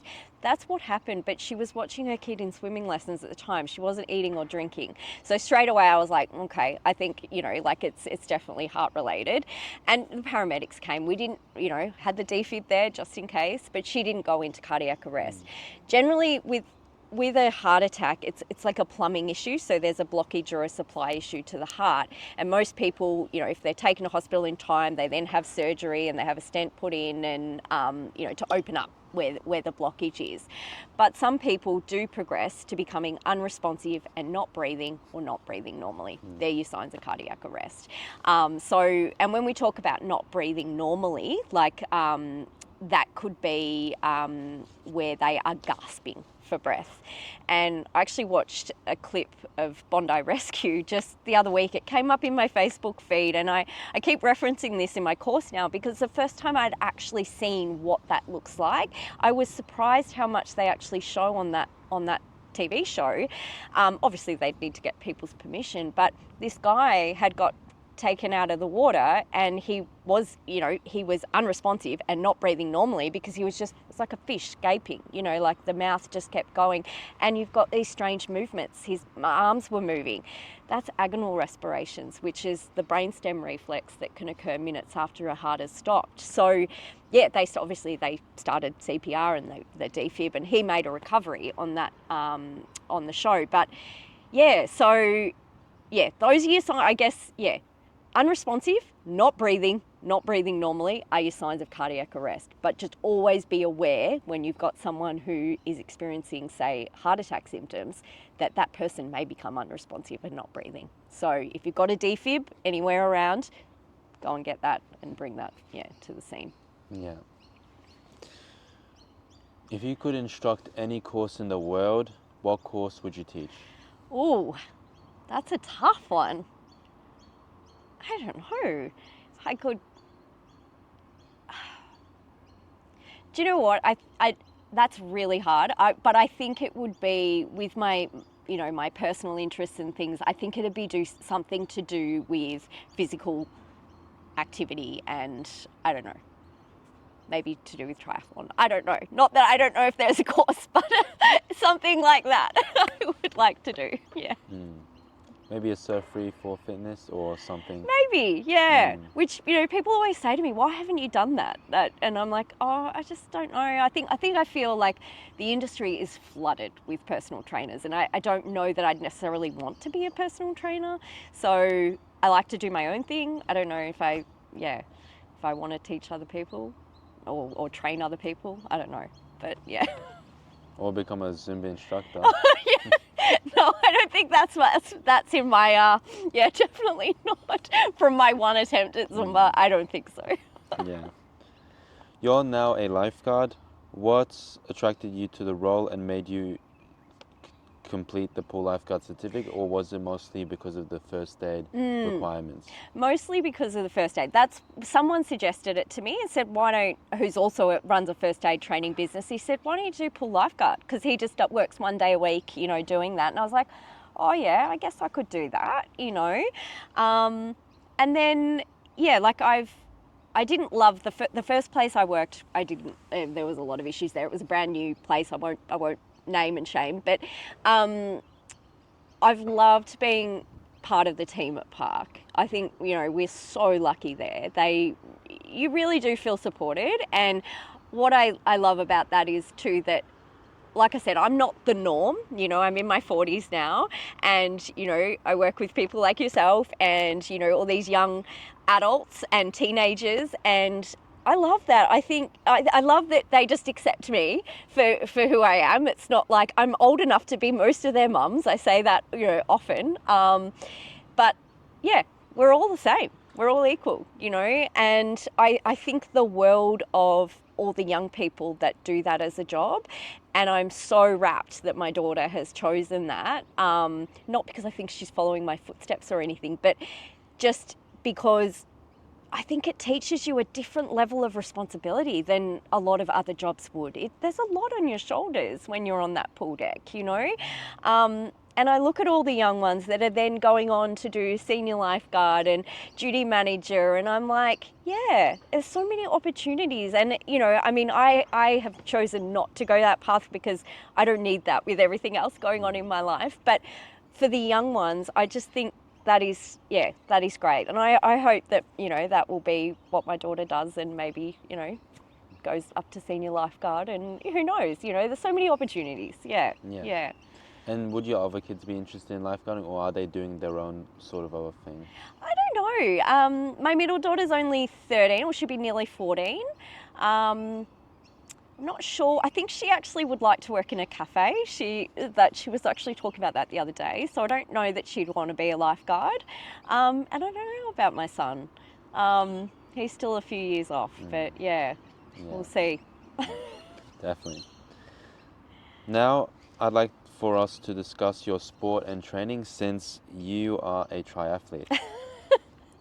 What or who would you say influenced you to make triathlon as your sport of choice? Yeah, so I'll say I'm a recreational triathlete. I'm nowhere near elite, but I started running as an adult, I guess, and I wasn't sporty in high school, so you know, that was not my thing at all.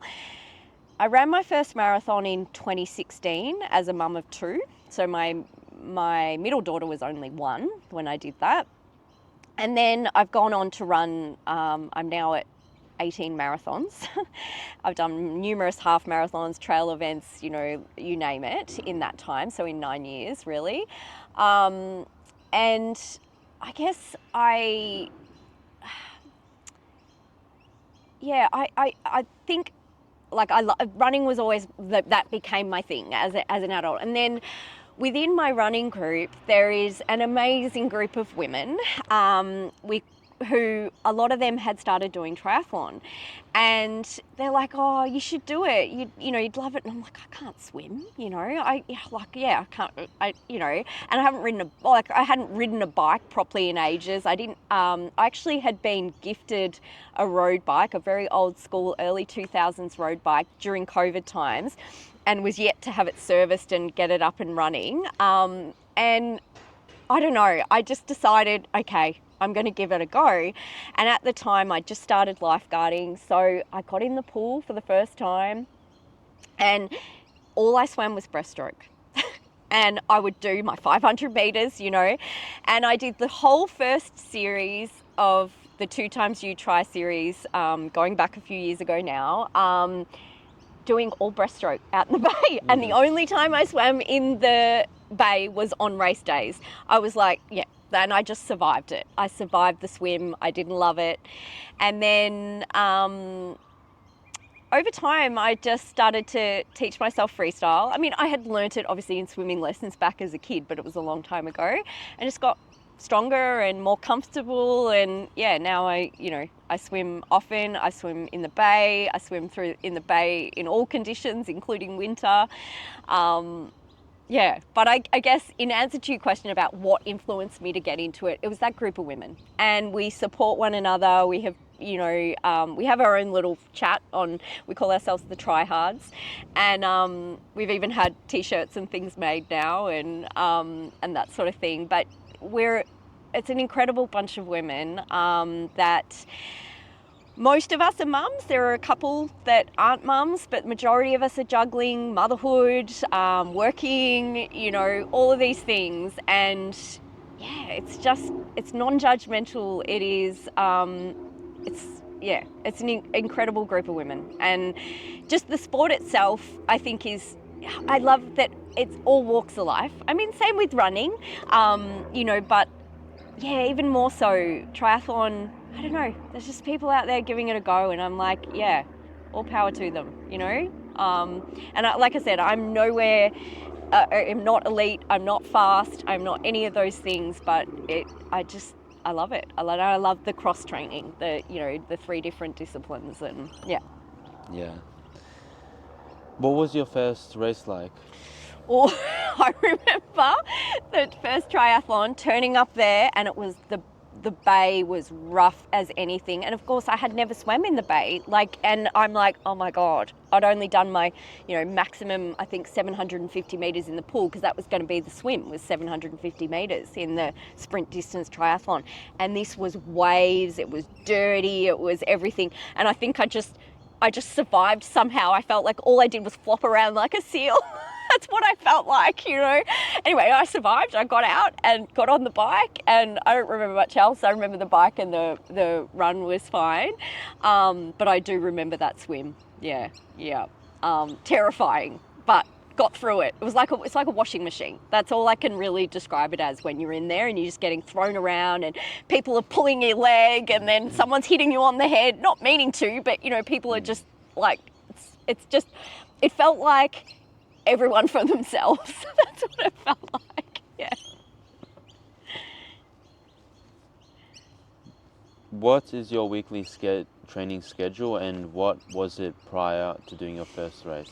Yeah, so I'm a bit more structured now, that I've got a bit more serious about it. Back then, like when I started, running was still my main focus, and then I'd do a swim each week, I wasn't even swimming in the bay at the time.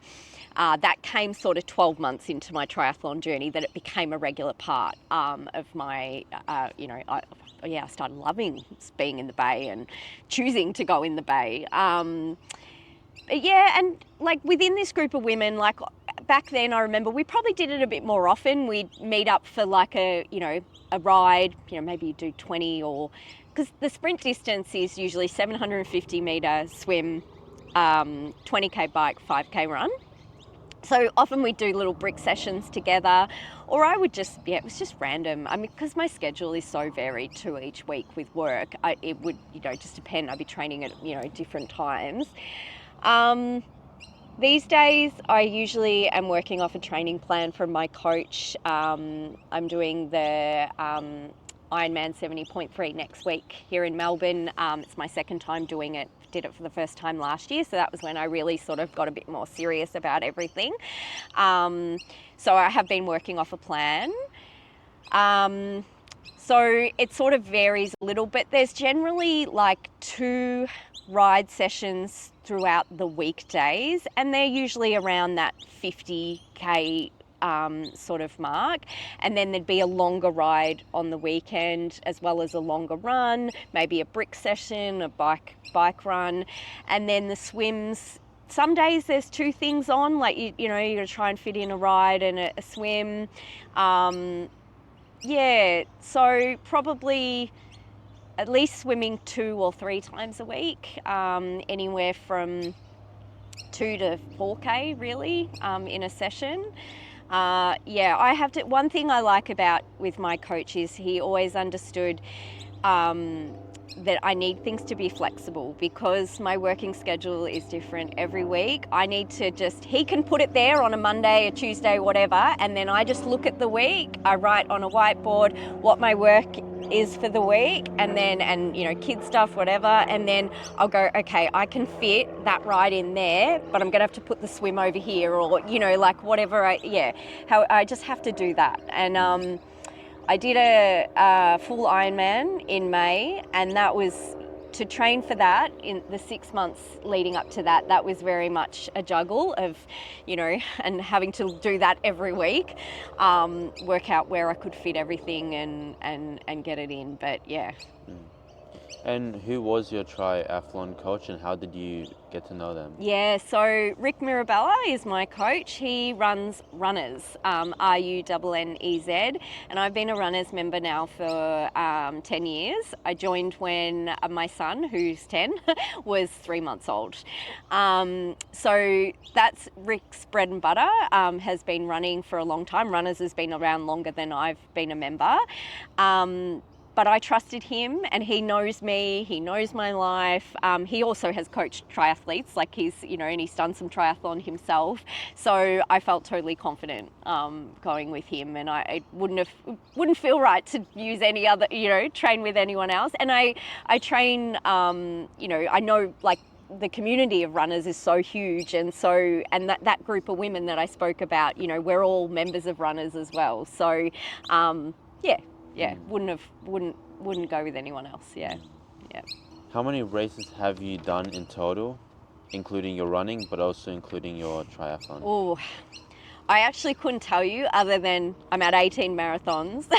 Some of those have been ultra marathons. And in terms of, Ironman, well, I've done one half Ironman, one full Ironman, about to do another half Ironman next week. I must have done 3 series worth of the 2xU series, and there's 6 races in each series. I think up for the last 3 years I've always missed one for whatever reason, so that'd be at least 15. Some of those have been sprint distance, and some have been Olympic distance as well. They give the option to upgrade. I think there's 3 races out of the 6 now that you can upgrade for, so I always do upgrade to those, because the Olympic distance is then 1.5k swim, 40k bike, 10k run, and so I'm doing that again. I start in the next few weeks, so I've got Ironman 70.3 in a week and a half. Then the week after that, I have the 2xU wellness run, which is a half marathon. I do that one every year because it's for Beyond Blue. I think this must be the 4th year running, so I've done it every year. Very passionate about mental health, and then the week after is the first try in the series. So those 3 weeks is a big week, big few weeks. But yeah, in terms of if I showed you my medal collection, there's a few, and all the triathlons you don't get medals for, other than the Ironman you get a medal, but the regular 2xU triathlons you don't even get medals for. But I have 2 medal hangers that are just like chockers, from all the years. I've done a lot of half marathons, but I didn't keep count of those. I've just counted the marathons. I don't know. Yeah. You recently completed an Ironman with one of the other lifeguards as well. Yes. Tell me how you felt before, during, and after the race. Yeah. The other lifeguard that did it, he won the Ironman. So we're a very different league. But no, well done to Tom. I didn't even know Tom before that. I met him after the Ironman because a friend of mine who'd done the half Ironman at the same one, he knew him, he trains with him. And I still didn't know then that he was a lifeguard at Park as well until I got home. Anyway, that's a funny story. But how did I feel? So leading up to it, I had trained, I had done the work, but I was nervous naturally, but also excited. It was a really long-term dream of mine to do. Well, doing the half, that was good because I still got to run up the red carpet. That's what I'd pictured that. I couldn't wait for that. But to be able to do it after a full Ironman, even more so. But yeah, leading up to it, I was nervous, but as ready, I felt I don't know if I felt ready, I don't know. But then on the day, we woke up to the news that the swim was cancelled. And I was devastated. So I'm up it was before, would have been 4:30 or something in the morning, because you're all set to be down there for like 6 o'clock. And we're like, what? And they're like, oh, so it'll be a rolling bike start. And it's like, what does that even mean? Like, what does that look like? And so they're like, don't bring any swimming stuff. And I just remember the total disappointment because I'm like, today is the day I was going to become an Ironman.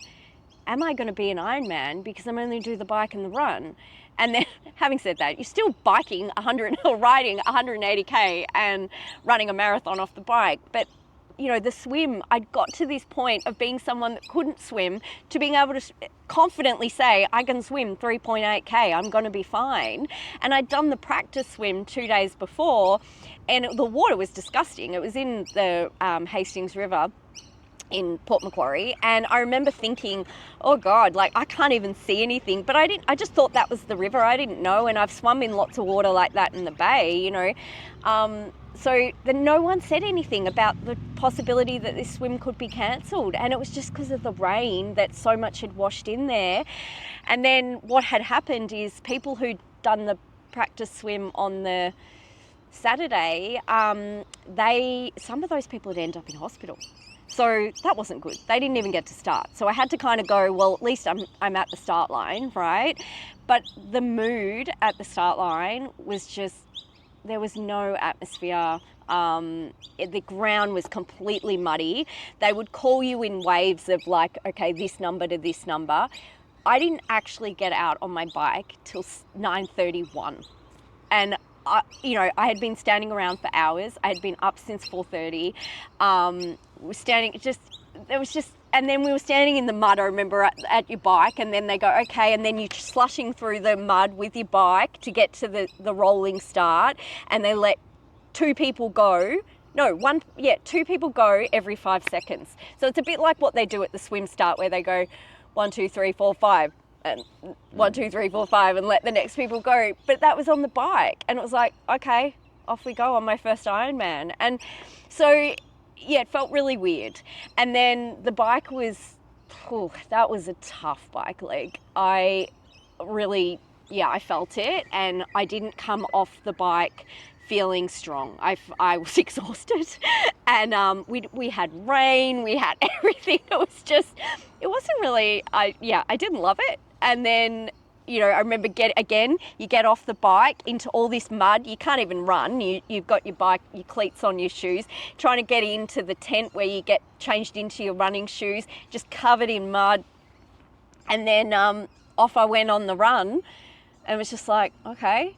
And then it's 4 laps, and my partner was there, and we had, I knew a guy had been doing the half, so he finished a lot earlier than me. Of course, they started earlier than us too. And then his partner was there, so they were like my support crew. So I saw them, at least 4 times, I guess, on the run as I would come past. But there were lots of parts of the course where there was just no atmosphere. It was dark. It got dark really quickly because I was on the bike. As I said, I didn't get out till 9:30, and then I was on the bike for close to 7 hours, just under. So by the time I was heading out on the run, we really only had maybe an hour before, sunset kind of thing. And then there was some areas that was really dark, and it just, there wasn't really a lot of atmosphere in it. It was great when you'd come back along the bit where you had to pass the finish line, although on all those laps. So you would hear them say, so-and-so, you are an Ironman, and you've still got 1, 2, 3 laps to go, whatever it was, and then I remember thinking the last time I passed there, before it was going to be my last lap, and I'm thinking, next time I come here, it's my turn, and that feeling of when you come around that bend, so you turn into where the finish chute is, and it's just like, wow, here I am. And I got to, there's the first timers bell, you got to ring that, so I rang that. And I didn't even take in, because it was dark, I didn't see my partner and my friends, but had I seen them, I would have given them a big hug and everything, but I just didn't. By then I was just focused on the finish line. But I crossed the line in 12 hours and 1 minute or something. So, yeah. Anyway, it's pretty, but I still have mixed feelings. Yeah, it's, after you asked how I felt, I think, the next day, cool, I was happy, but then it was a certain deflation because of the way it panned out, and it, and I've struggled. I have been in a weird place since then, I feel like, and I kind of was just like, well, it wasn't what I expected, and I trained so hard, and so anyway, I'm going to redeem that, and I may have entered another one for next year, but I'll just keep that one close to, it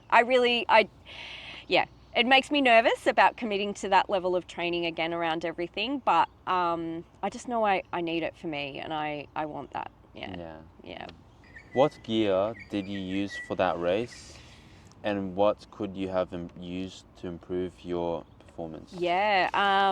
So my bike I got last year secondhand when I made the decision I was going to do the half Ironman. So I have a Cervelo P2. Her name is Cece, because you have to name your bike, right?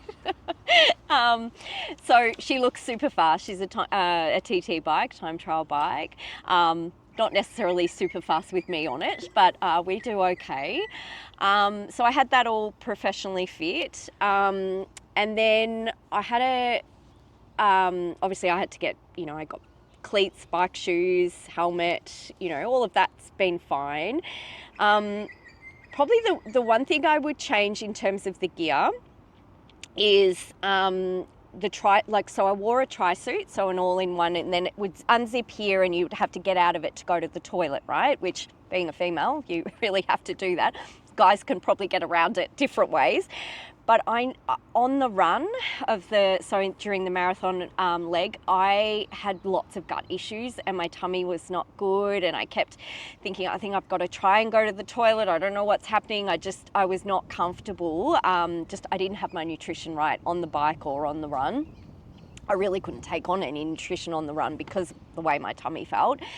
And I had to go into the portaloos a few times, and because you're sweaty and the suits are like skin tight, trying to get in and out of that thing was a nightmare. And I lost so much time trying to go to the toilet these times. So what I've actually just done, and I think I just got a notification before that my parcel has arrived. So I've gone a two-piece, and so you can get tri-shorts and then the tri-top. And I said to myself, that is something I said straight after the full Ironman. If I ever do another one, I'm going to have two pieces, because then to go to the toilet will be so much easier. So anyway, so I'm waiting on that. That gear should come, and I should have that for the 70.3. But hopefully I won't have all those gut issues at the 70.3. But yeah, but everything else, like shoes, whatever runners I was wearing at the time, I tend to wear Brooks GTS or Adrenaline GTS. Yeah, I tend to wear them. They're good for my foot because I need stability shoes. I tried one pair of super shoes. I'm not fast enough to wear super shoes. Yeah, and they're not good for stability and things anyway. So, yeah, and wetsuit. I actually just got a new wetsuit as well. And I wore it for the first time in the bay yesterday, and it's all chafed under my arms. It's really painful. So I may not. I've still got another one, but I hadn't really loved that wetsuit, and so I don't know. I've got to make a decision in the next week and a half which one I'll wear. But anyway. Or I'll just use a lot of Vaseline under my arm so it doesn't rub. But yeah. And with the 2-in-1 like triathlon suit, would you wear that while swimming underneath? Yeah, you do. Yeah. So then you can literally just take your wetsuit off, put your shoes on, and get on the bike. I guess the other thing I did think too is with the two-piece, what I could do, I could have gone not even a tri-top. Like I could have just gone under my wetsuit in my sports bra and my shorts, and then when I got into transition, just pop on a cycling jersey or something and get on the bike. And when I come off the bike, I could just put on a running singlet. You know, I've seen people do that as well. But I decided I thought I'll get the tri-top and try that for this next race, and then we'll see. What meal did you eat in the morning of the race to fuel up? Oh yeah, I actually just had a protein shake, a coffee, and 2 pieces of toast. And then, because unfortunately then it was hours before I started, and because we didn't know what we were walking into going down to that start with the rolling bike start, and there was nothing to buy, nowhere to buy food, and I had all my nutrition was on my bike or in my run bag ready for my run. So I didn't really have anything, and that was a downfall because it had probably been 5 hours since I'd had breakfast. When I had it actually I did have a pouch that is a 90-gram carb pouch by Precision Fuel, and I did suck that down just before I was due to go get on my bike. But I needed to have more fuel, definitely. Yeah. And do you think when you're preparing for a race, do you think more blended food like protein shakes will be better, or do you think more whole foods like rice? Yeah, I think more carbohydrate based, especially when you're doing endurance stuff. I've probably never really got my nutrition right with that stuff. I think I don't know, a lot of people have oats, I don't know, bagel, something like high carbohydrate, probably. Yeah, or maybe I might try oats for my next one. Also, during your training, like runs and swims and even like your practice triathlon, have you ever like eaten food before to test it out to see how it make you feel? Not so much, no. I think I've just always gone with the toast option because that's what I've always done before marathons and things. And it's generally pretty safe. I haven't really. I mean, they always say don't try anything new and other than in training. Do it in training and practice all that stuff. But yeah, there's been nothing I can pinpoint that really hasn't agreed with me. It's just sometimes when you're out running and things, you just get gut issues. I don't know, and because the blood's getting pumped away from your digestive system, things aren't going down well. And different gels and things like that I'll have, might sit better than others. But yeah. And during your runs, have you tried to see the difference between not toasting the bread and then toasting and No, never had just like normal bread. No, I don't know why. I think it's just I like toast. The texture, the texture, What advice would you give people who are aspiring to become a triathlete or Ironman like yourself on where to start? I guess one, just do it. Like, like I said, I couldn't swim. I just started baby steps, Probably consider, joining like-minded people. So if you know, like I was fortunate that, you know, I had people already doing it. So yeah, it wasn't like completely foreign. And just back yourself. Like, I don't know, like the Ironman thing to me has been, that was a dream of mine from back when, so my coach, Rick Mirabella, he used to have a headquarters where he would run running sessions out of. We did them on the treadmill. So it was called Runners HQ. And always when you'd be doing these sessions, there'd be the television playing with these YouTube videos of like Ironmen, not the elites necessarily, just everyday people crossing the finish line. And that was what inspired me. I just would watch these and I would get goosebumps. So, and I knew then, so this is like 10 years ago and that I wanted that. But it felt like a really far way away because I'm like, I don't cycle and I don't swim. So, you know, that's one day kind of thing. But I knew, I just knew I would do it. And I think, you know, backing myself, that was a big thing. You have to back yourself and you have to want it. If you're looking at doing, not so much like the triathlons, the smaller distance and stuff, anyone can do that. You can start with a fun try, you know, and they're much smaller distances. I think you swim a couple of 100 meters, maybe 150 even, and the bike's 8K and the run's 2K. Just go do it for fun, you know, start with that. I've got some of those women that are in our group, that's what they do. They do the fun try and that's perfect for them and they love it, you know. I just think, yeah, just do it, to try it, see if you love it. And then if you are thinking about, yeah, stepping it up to doing an Ironman 70.3 or Ironman, particularly the Ironman, the full Ironman is a different beast to the half. The biggest thing I learned is you have to want it, because to manage that training and just get up and do it day after day, and you know, you've got to, again, eye on the prize, you have to remember why you're doing it, and yeah, know why you want this so badly. That's probably back yourself, but definitely you have to want it to do the full.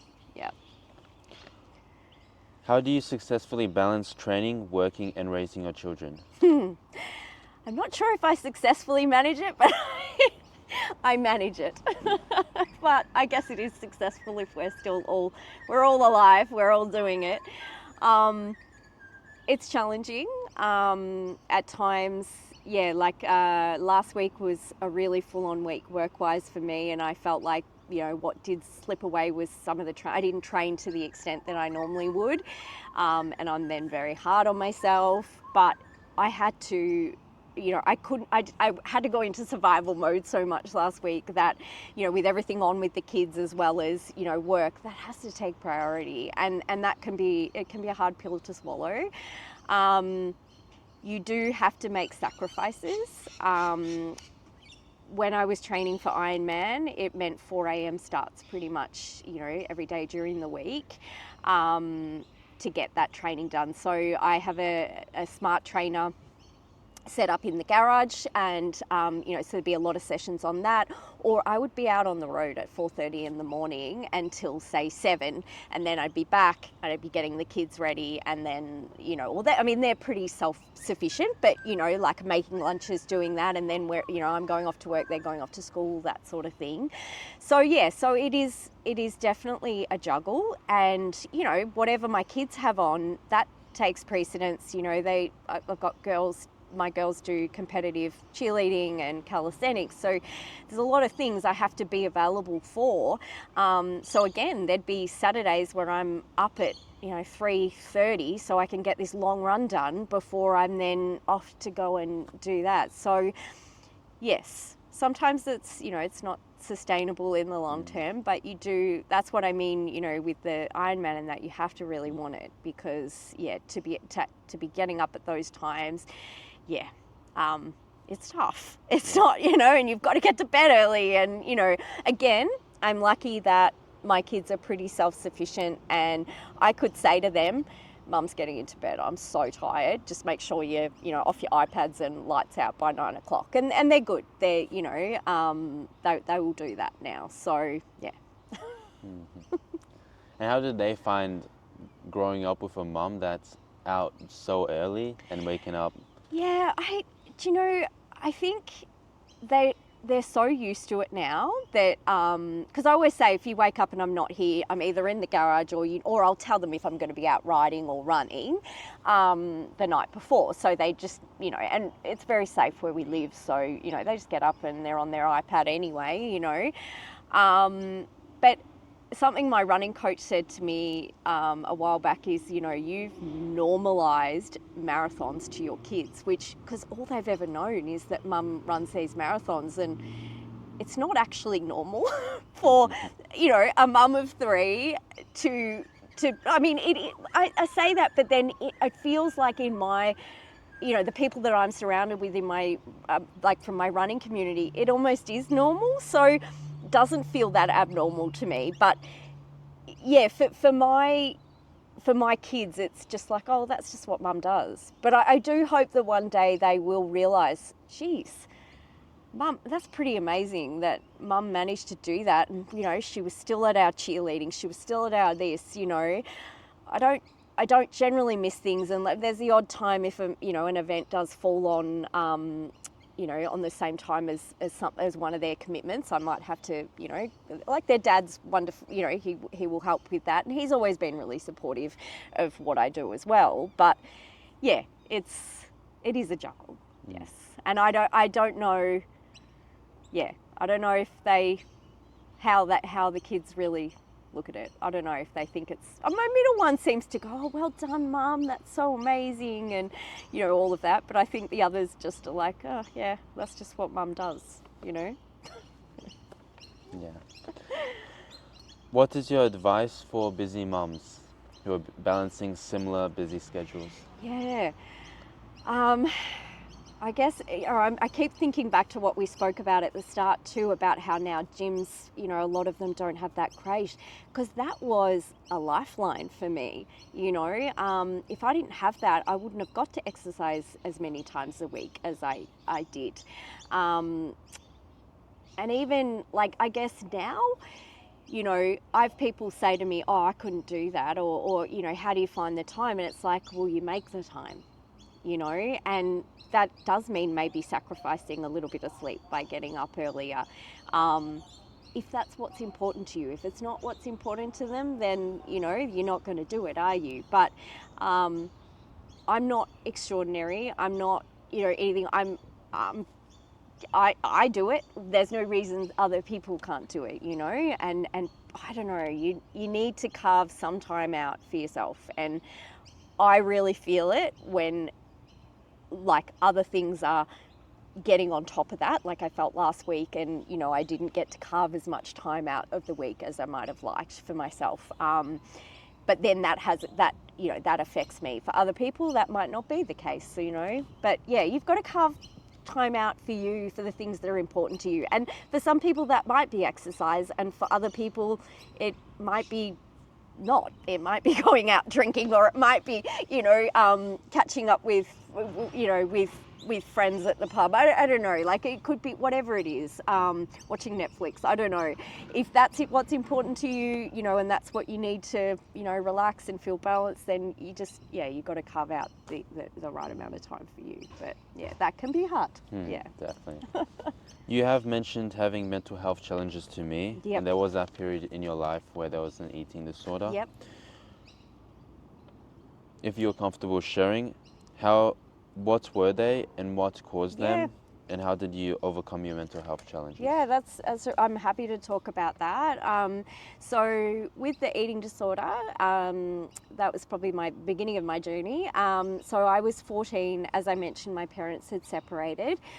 What I learnt about the illness whilst I was very unwell, and I didn't necessarily agree with it at the time, but an eating disorder is usually about control. And so for me, my family unit had fallen apart, and so I didn't have control over that. But one thing I could control was what I was eating or what I was putting into my body. And I guess it started really innocently, as I think it probably does for anyone. I just wanted to be fit, be healthy, lose a little bit of weight. You know, I was at that age where we didn't have social media, we didn't have all those things, but we had magazines, right? You know, same sort of thing. But so that was, you know, that influenced me, obviously. So that I have learnt that is very much about a control thing. I didn't, you know, try tell a 14-year-old that's going through it. I didn't agree with that. I was like, I just want to look like the models in the magazine, you know. But I guess following that, I definitely would say anxiety has been part of my life for a long time. I just had not necessarily specifically been diagnosed with it. I had periods of being put on antidepressants and things, and then with depression and anxiety, that's been definitely a part of my adult life. And then with my children, I got that postnatal anxiety really bad with all of them. With my first daughter, we ended up in a mother-baby unit for 5.5 weeks. So I remember we came out of the hospital where I'd given birth to her, and she was, 5 days old or something, and we went home, and I was terrified, and I was not at all excited or anything about bringing this baby home. I was just terrified, and I had not slept, and all I had was these racing thoughts just constantly, and, you know, to the point I was like, you know, so what about the first time she gets sick? How will I know? What will I do? What about when she's teething? What about when she goes to school? Like, I mean, just spiraling, it was just constant. And thankfully, I think we went into the mother-baby unit when she was 2.5 weeks old, so it was a really awful time at home, and my family were around, my poor ex-husband, and, you know, I just stopped functioning as a person. I couldn't make any decision. I couldn't even choose what clothes to put on. I couldn't eat. Because my stomach was just, you know, it's like knots. And I remember, you know, him having me at the bench going, what do you want for breakfast? Do you want a crumpet? Do you want this? And I couldn't make that decision. You know, I'd gone from this fully functioning, you know, police officer. I couldn't make decisions about what to eat or what to put on. And then, you know, we got better. You know, that was the best thing I could have done, going to that mother-baby unit. I felt better within the first 24 hours of being there, because it took away all the other stuff that felt out of control. I didn't have to run a household. Not that I was doing it much of that anyway, because I was just unwell, but everything felt chaotic once I had this baby. And so it took that away, and I could just focus on her. And that was exactly what I needed. And it was a private hospital, so we had a long stay there. It was great. My husband could stay at the time, and, you know, it was just the best thing for us. And I then saw a psychiatrist that had been treating me while I was there throughout the next few years. He saw me through the pregnancy and birth of my next child, and I was great when I had her. Everyone was on tenterhooks and thought, is it going to happen again, you know? And I had actually weaned off the antidepressants and everything whilst I was pregnant, because I didn't, you know, just wasn't sure. They can never give you 100%. Yes, it's fine. It's not going to hurt the baby. So I always did that. I went off the antidepressants when I was trying to become pregnant. And anyway, with my middle child, first 2 weeks were amazing. I, you know, had this baby. I was on top of the world. We were feeding really well. I thought, you know, everything was great. And then I actually got mastitis, which is an infection in like the milk ducts, and it was hugely painful. It was just awful. And the minute that happened, it makes you quite unwell. You have like flu-like symptoms and everything. The moment that happened, I felt that feeling again. It's just this cold, creeping anxiety through my spine and through my body and in my stomach, and I've never really felt it the way that I did, like after the birth of the babies. My anxiety is not normally like that. It's sort of different. So I knew, and I just remember being devastated that this was going to happen again. And I felt the pressure to stay out of hospital with that because I had a toddler, a 2.5-year-old and a newborn, and my husband at the time, he needed to go back to work. But what happened for me was I lost all confidence in my mothering skills, even though I had now had a toddler, that I had got to that age and I, was great with her. I felt like I needed to have someone else around all the time. So my ex-mother-in-law was wonderful. She would come over during the day and just be there, even though I could do it all, but I just thought I couldn't, So just having that, that support network. So we managed to stay out of hospital, and again, the medication kicks in and, things start to even out. And when I had my son, we actually didn't plan on having any more than 2 children, and especially after going through what we went through, those 2 times. But I guess I really felt cheated that, I feel like I got robbed of the newborn stage. And anyway, we did have a 3rd child. Wasn't necessarily planned, but it was, I think deep down I really, I did really want that. And anyway, we had Bo, and within 24 hours of his birth, it was back. And I woke up. The only way I would sleep in hospital was if they'd give me a sleeping tablet, and I had taken that, and I woke up after like 2 hours, complete body trembles, and I'm like, I know what this is. And I remember calling the nurse in, and she's going, are you cold? And I'm going, no, I know what this is, and I was just, and I was devastated. But because they knew my history, everything, the doctor, was there the next day. We got started on medication. I really tried. We went home. I tried hard, but I just was too unwell again. And we actually did go back into hospital, this time into a public hospital, Monash at Clayton. It was a very different experience because my husband he couldn't have stayed anyway because we had 2 other children. But it was, public and private are very different. But I actually only ended up being there for about 2.5 weeks because I really felt the pressure. I needed to get home, and my poor husband at the time was bringing the girls in. He's working. He's trying. It was a lot.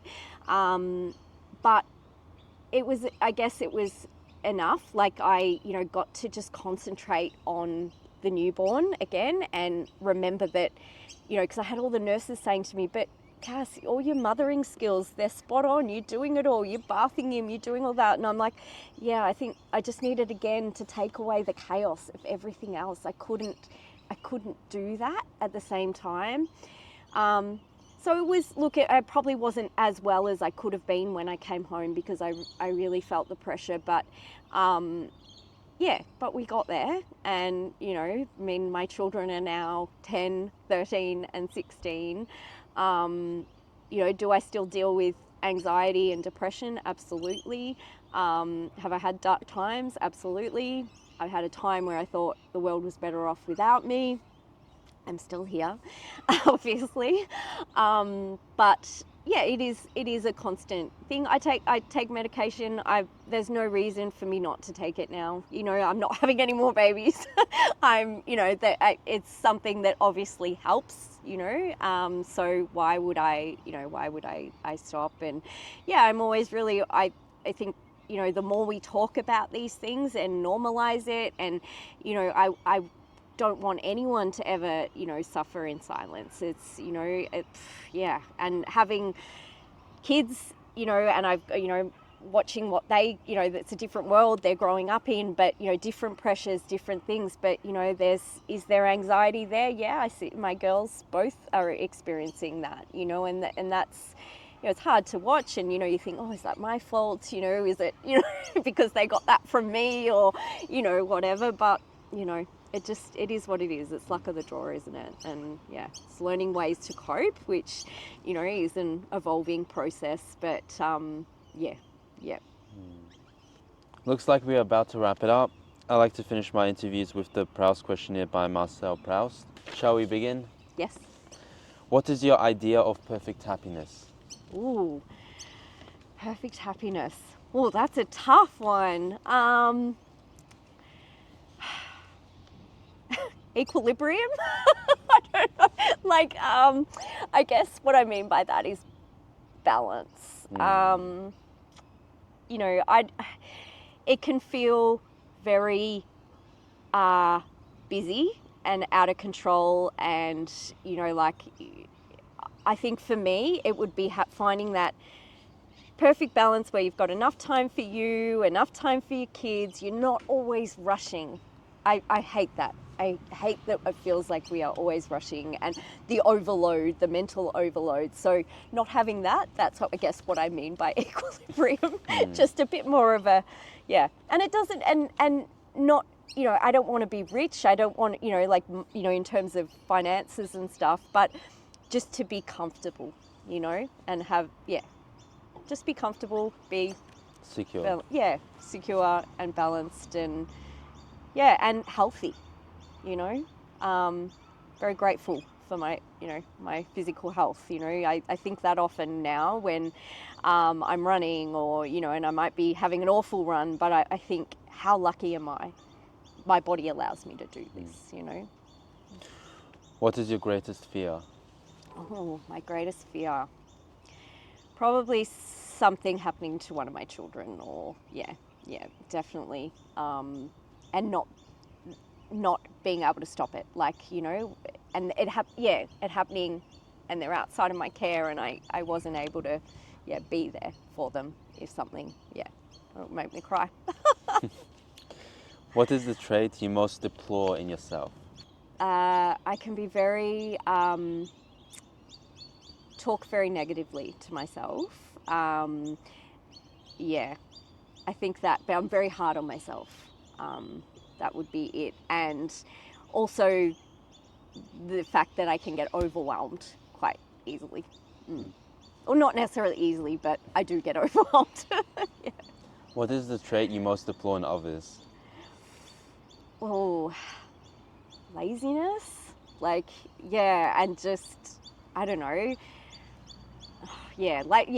Just not being motivated. I mean, I get we're not motivated all the time, right? It's a funny word, but just, I don't know, not having any drive, or being, you know, a pity party. Like, you know, those people that just, oh, poor me. Pessimism. I kind of can't, that negativity, I find that really hard. Yeah, always looking at the negative, yeah.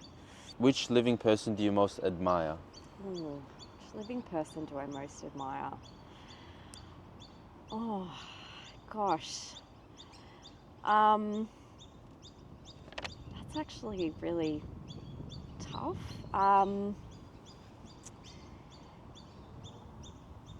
don't know. I think I have a lot more understanding and respect for, like, what it was maybe like for, say, my mum, you know, like, you know, now that I am similar to her, single mum, you know, she, you know, from when I was a teenager, you know, things like that. I probably, as a kid, or a teenager, didn't really understand, you know, what she would have been going through. And now I have a lot more understanding, and I look at a lot of things she's dealt with in her life, and, you know, I guess I do admire her for her ability to, you know, well, I do, of course I do, and I mean, I love my mum. I mean, you know, I don't necessarily agree with everything that she's done, and she would not agree with everything that I've done, but yeah, I do, you know, I do still turn to my mum, I guess. Yeah. What is your greatest extravagance? Triathlon. It's a very expensive sport. Yes, it's like, and just when you think, oh, I've got all the gear, then you need a new wetsuit because there's holes in the other one, or there's this, or your shoes are, you know, you've got to change the shoes again. There's always something. So that's what I spend my money on. Yes. Well, my spare money. There's not much of that. What is your current state of mind? Today it's good. So yeah, like yesterday I actually took a day. I had my first weekday off in feels like in forever. And I caught up with a good friend of mine that I've met through the Seaford swimming community. We swim in the bay, and we actually caught up. We went for a bay swim, we had lunch, we just had unrushed time, just chatted, and that reset my balance. I had been feeling very unbalanced coming out of a really big few weeks, and yeah, I just, since then, I feel so much better. You know, yeah, it'd be nice to have a holiday, but that was, for me, just even that, you know, few hours, just taking back a little bit of time for me, really just reset things. And today, I feel much more positive, much happier, and yeah, and just, yeah, a bit more balanced than I did at the end of last week, let's say. What do you consider the most overrated virtue? Oh, that's a hard question. Most overrated virtue. What would you, give me some examples of a virtue that... Virtue, Jesse's answer to this question was ego. Oh, yeah. And Wayne's answer to this question was, kind of forgot that one, but yeah, yeah. I think virtue is a behavior showing high moral standards. So I guess it's like trying to appear better morally than you might. Yeah. So I guess in terms of that, it probably would be that, like, ego. Yeah, people that think they are better than everyone else, or, you know, like it's like the things that I do as well with like triathlon and things. I don't do that because I want the praise and I want, you know, I do it for me. So, you know, there are a lot of people that do that to feed their ego. You know what I mean? Yeah. But that's not, in my case, that's not why I do it. So, yeah, probably that. And there are some big egos in triathlon. There's some arrogance in that. Arrogance is definitely, right up there with ego. Yeah. On what occasions do you lie? Do I lie? Oh, when I play the Tooth Fairy, Santa Claus. I don't know. I'm sure I have lied many times in my life, but what times do I lie? I don't know.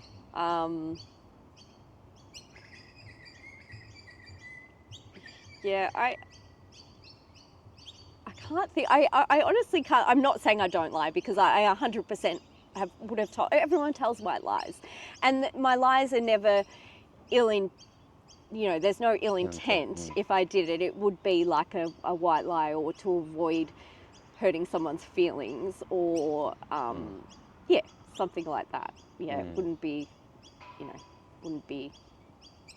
too, Maybe, I guess, a compliment that you didn't fully mean. Maybe, yeah. Although I do really believe in bringing each other up, especially women supporting women, and, you know, and if you see someone and they look nice, you know, or they've, you know, that colour looks great on them, tell them that, because I think that's so important. It's so nice to receive a random compliment, you know.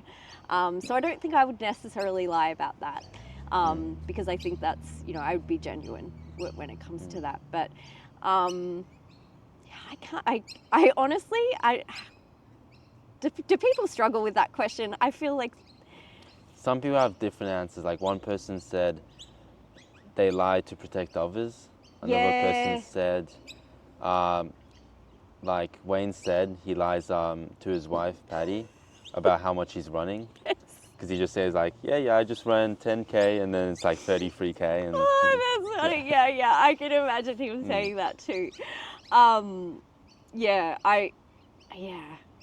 I think I don't. I probably have lied to my coach when he's like, "You're not running right now, are you?" No, definitely not. Like, And he's like, you should be walking, or if it's like just been a marathon. Actually, that literally happened last week. And I was like, no, or the week before, just straight after Melbourne Marathon. And I was like, he's like, we were on a live session that he runs, and he's like, you better be walking. And I'm like, when I was really running. So, yeah. What do you most dislike about your appearance? Oh. So many things, lad. I've struggled with body image issues ever since I had that eating disorder. So I don't think I will ever look in the mirror and go, you look amazing. I don't know. Like I'm very critical of my body. So that's, that. I don't only like, you've actually set the camera up on the side of my face that I like, whereas I don't like, I don't know, I just have this thing, you know how you know, if you're doing a selfie, you'll have one side of your face that you like more. It's always, if I take a selfie with this side of my face showing, whereas the left side, no, I won't. So it's funny, I don't know. And my teeth, because I have this one, like the crooked one at the front, and I hate that. But anyway, there's worse things. Yeah. I just go, oh well, I'm healthy. I have to remember that. Because some people aren't. True. Very true. Yes. Which living person do you most despise? Oh. God. Donald Trump? I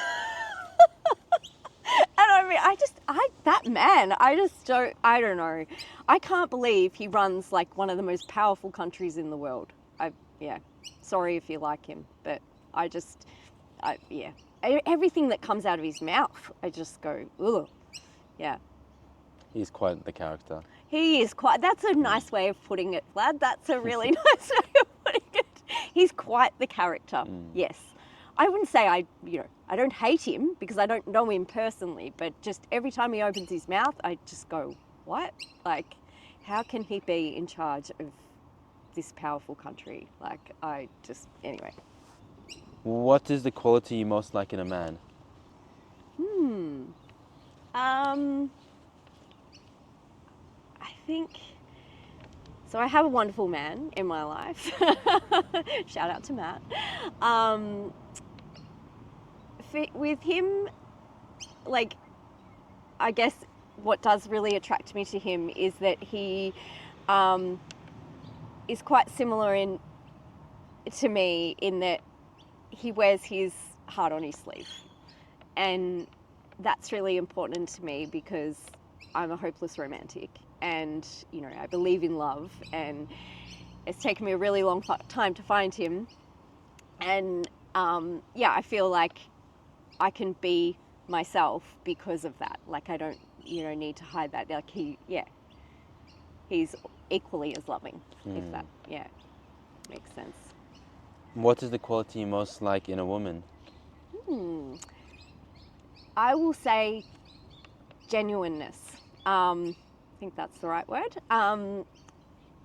Because I think, particularly with female friendships and things, it's a funny thing. I did not have female friendships for a really long time because in the police force, well, I sort of lost a lot of my other friends because it's very isolating. So that's at a crucial point in your life, in your young 20s. And then, I don't know, like, I would always just naturally have more male friends. I don't know if it's just an easier friendship.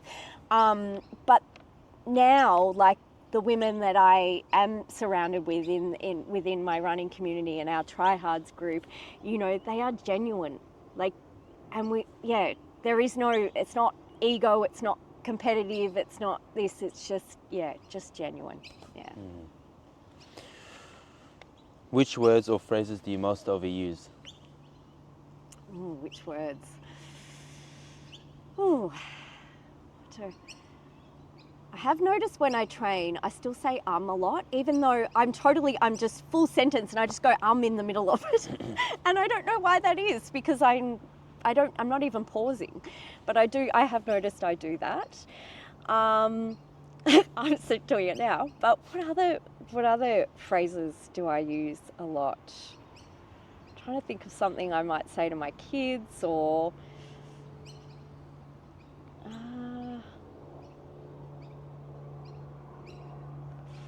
Oh. I can't think of anything. I'm sure if I asked my kids, there'd be something I say a lot.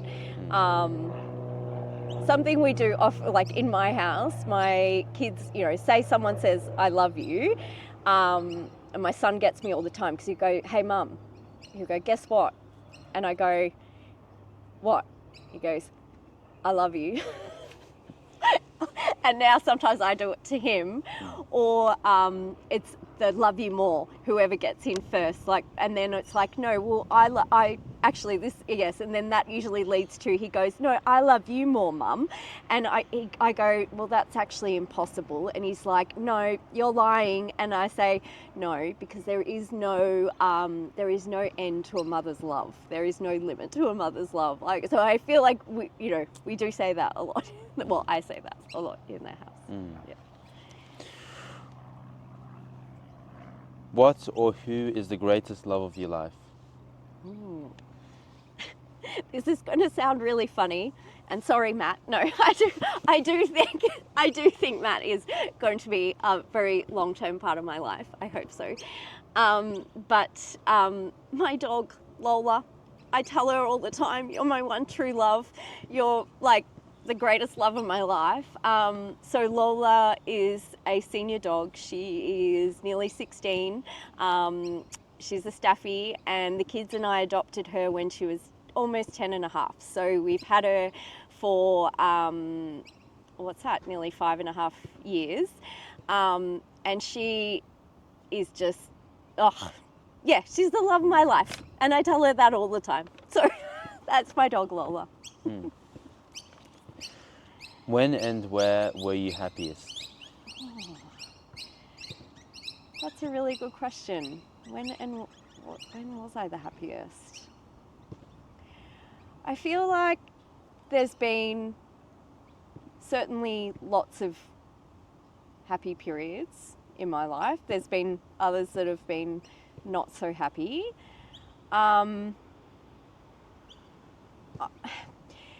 I feel like I'm getting to a point, I'm really happy to, my kids are, they're relatively healthy. We have our challenges and, things like that, but we're all, we've got our health, we're fit and healthy. Just been able to have some renovations done at home, finally have a new kitchen and laundry. And I mean, they're material things, but it's just to make our house, much more livable. I have this wonderful man in my life. So I feel like I'm getting towards that point of, reaching, maybe not a more happy, but I don't know, getting closer towards the end, goal. So, feeling settled and happy again. Seeing the light at the end of the tunnel? Yeah, maybe. Yeah, I've still got a few years to go to get through these kids through school, but yeah. Which talent would you most like to have? Oh, do you know, I wish I could sing. I wish I could sing. My eldest daughter has the most beautiful voice.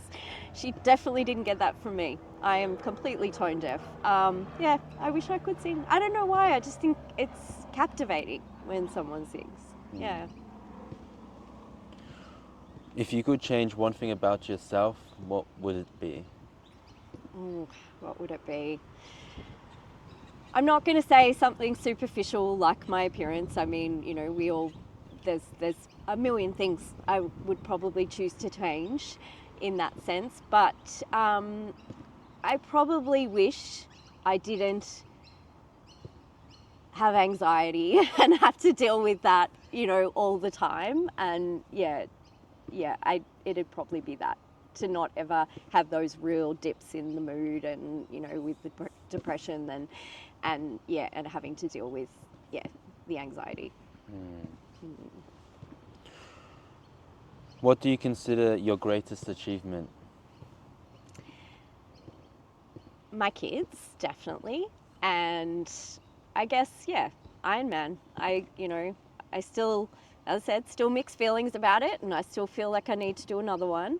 But I do look at that and go, hey, that is pretty incredible that you managed to get there around 3 kids and 3 jobs, and yeah.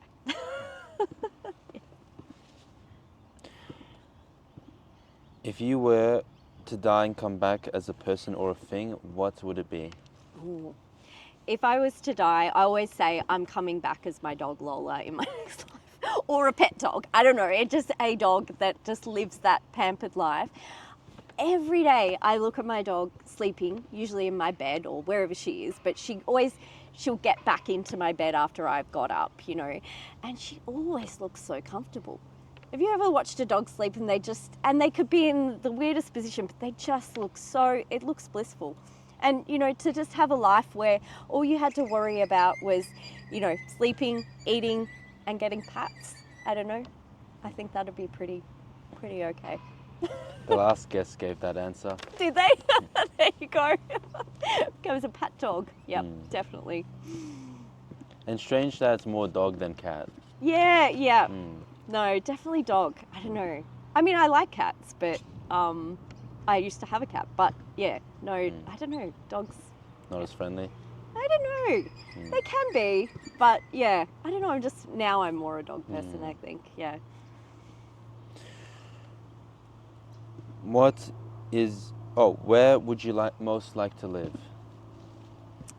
I think if I could, I would like to move to a warmer climate. Like whenever I've been to, I'm not saying I necessarily want to live in surfer's paradise, but whenever I've been there, I love the lifestyle, like, because it's light early and everyone's out along that beach, you know, running or walking, or, you know, there's a lot of fit people live up there. And I think, yeah, I don't necessarily want to live in surfer's paradise, but just, you know, somewhere like that, if I could. But, you know, I would never move my children away from their dad and, you know, all of those things. So, yeah, somewhere warm. Yeah.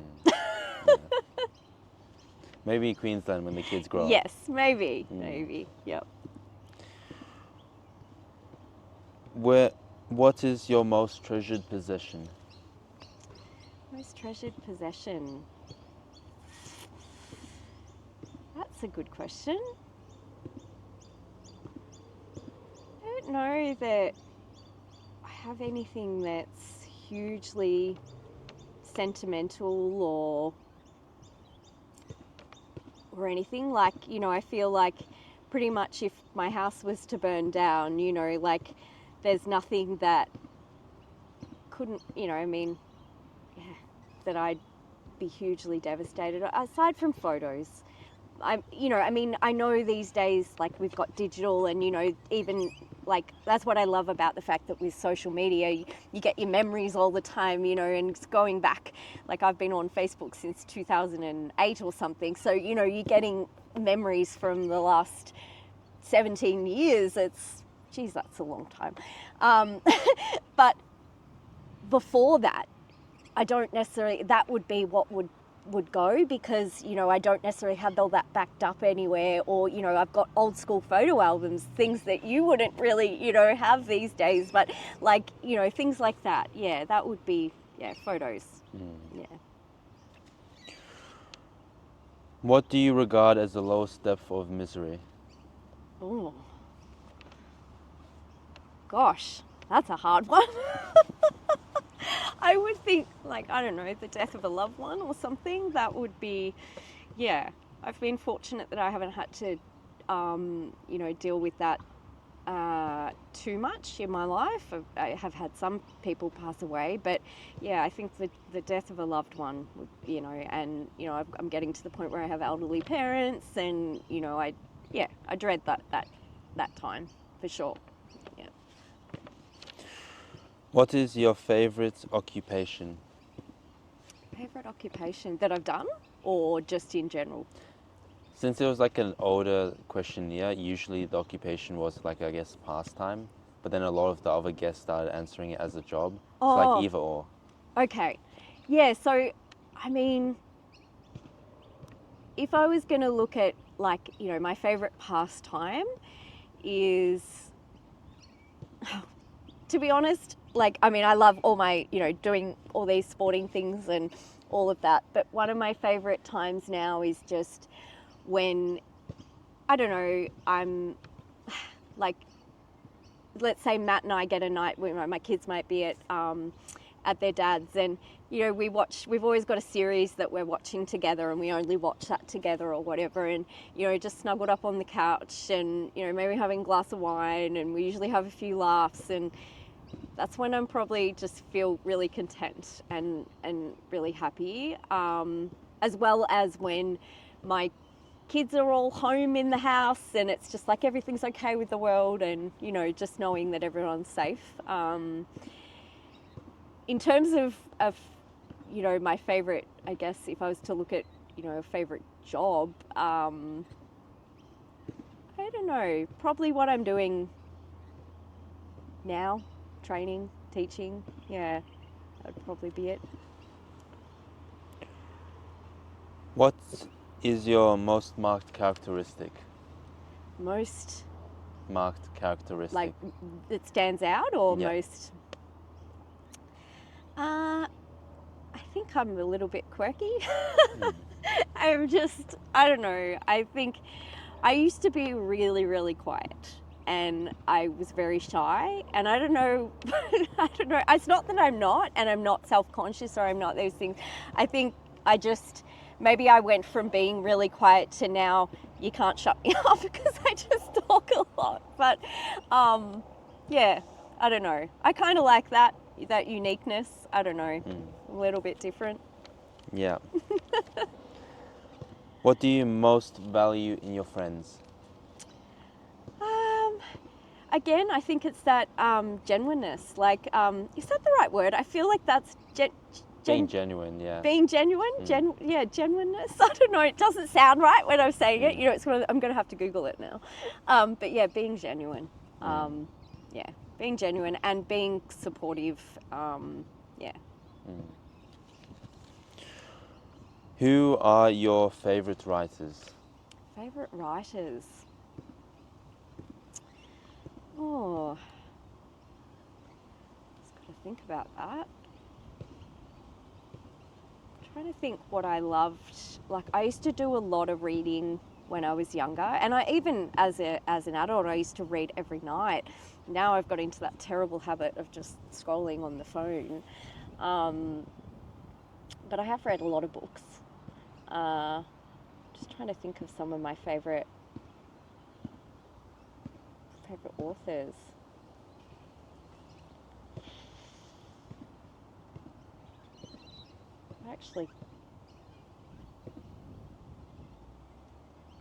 I honestly can't think. I don't think I have a favorite author. Like, I've read a lot of books, but yeah, and I like books that are usually like detective type, or crime, just fiction. But yeah, I can't. An author doesn't come to mind that I go, oh, I love everything they write, or it's not like Stephen King or anything. I don't necessarily like or love his work, but yeah, I can't think of one. Yeah. Which historical figure do you most identify with? Gosh.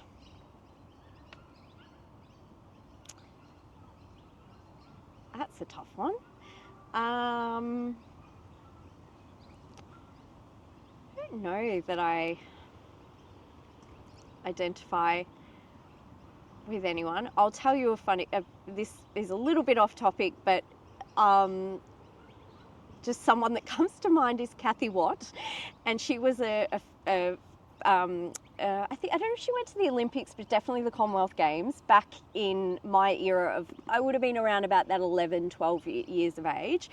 And funny story, but I watched her in the Commonwealth Games or Olympics or whatever it was, and she was an Australian cyclist, and I used to think, I want to be the next Kathy Watt, right?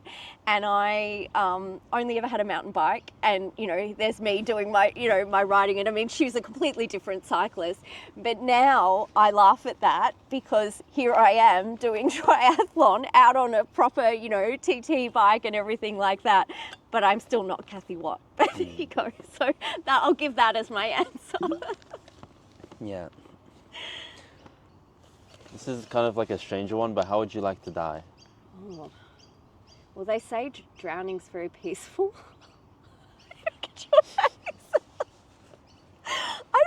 When you're unconscious or conscious? Oh, I imagine you get unconscious quite quick if you can't. I don't know. Because if you're suffocating and you're just fighting the water. I know, that sounds terrible, but I've just heard that it's peaceful. But then how do we even know? Because you can't talk to a person who's, I don't know. I've had a non-fatal drowning, so I kind of have a similar experience. Yeah, okay. It just felt like one moment you were above the water and the next moment you were just woke up on the side of the pool. But if you didn't wake up on the side of the pool, you'd be asleep, like nothing, just. So maybe, I don't know, but the thought of not being able to breathe actually terrifies me, and the thought of burning alive, that's probably the worst way of or dying. getting eaten alive. Oh God, yeah. On that note. Thank you, Cassandra. You were wonderful. Thank you, Vlad. Thank you.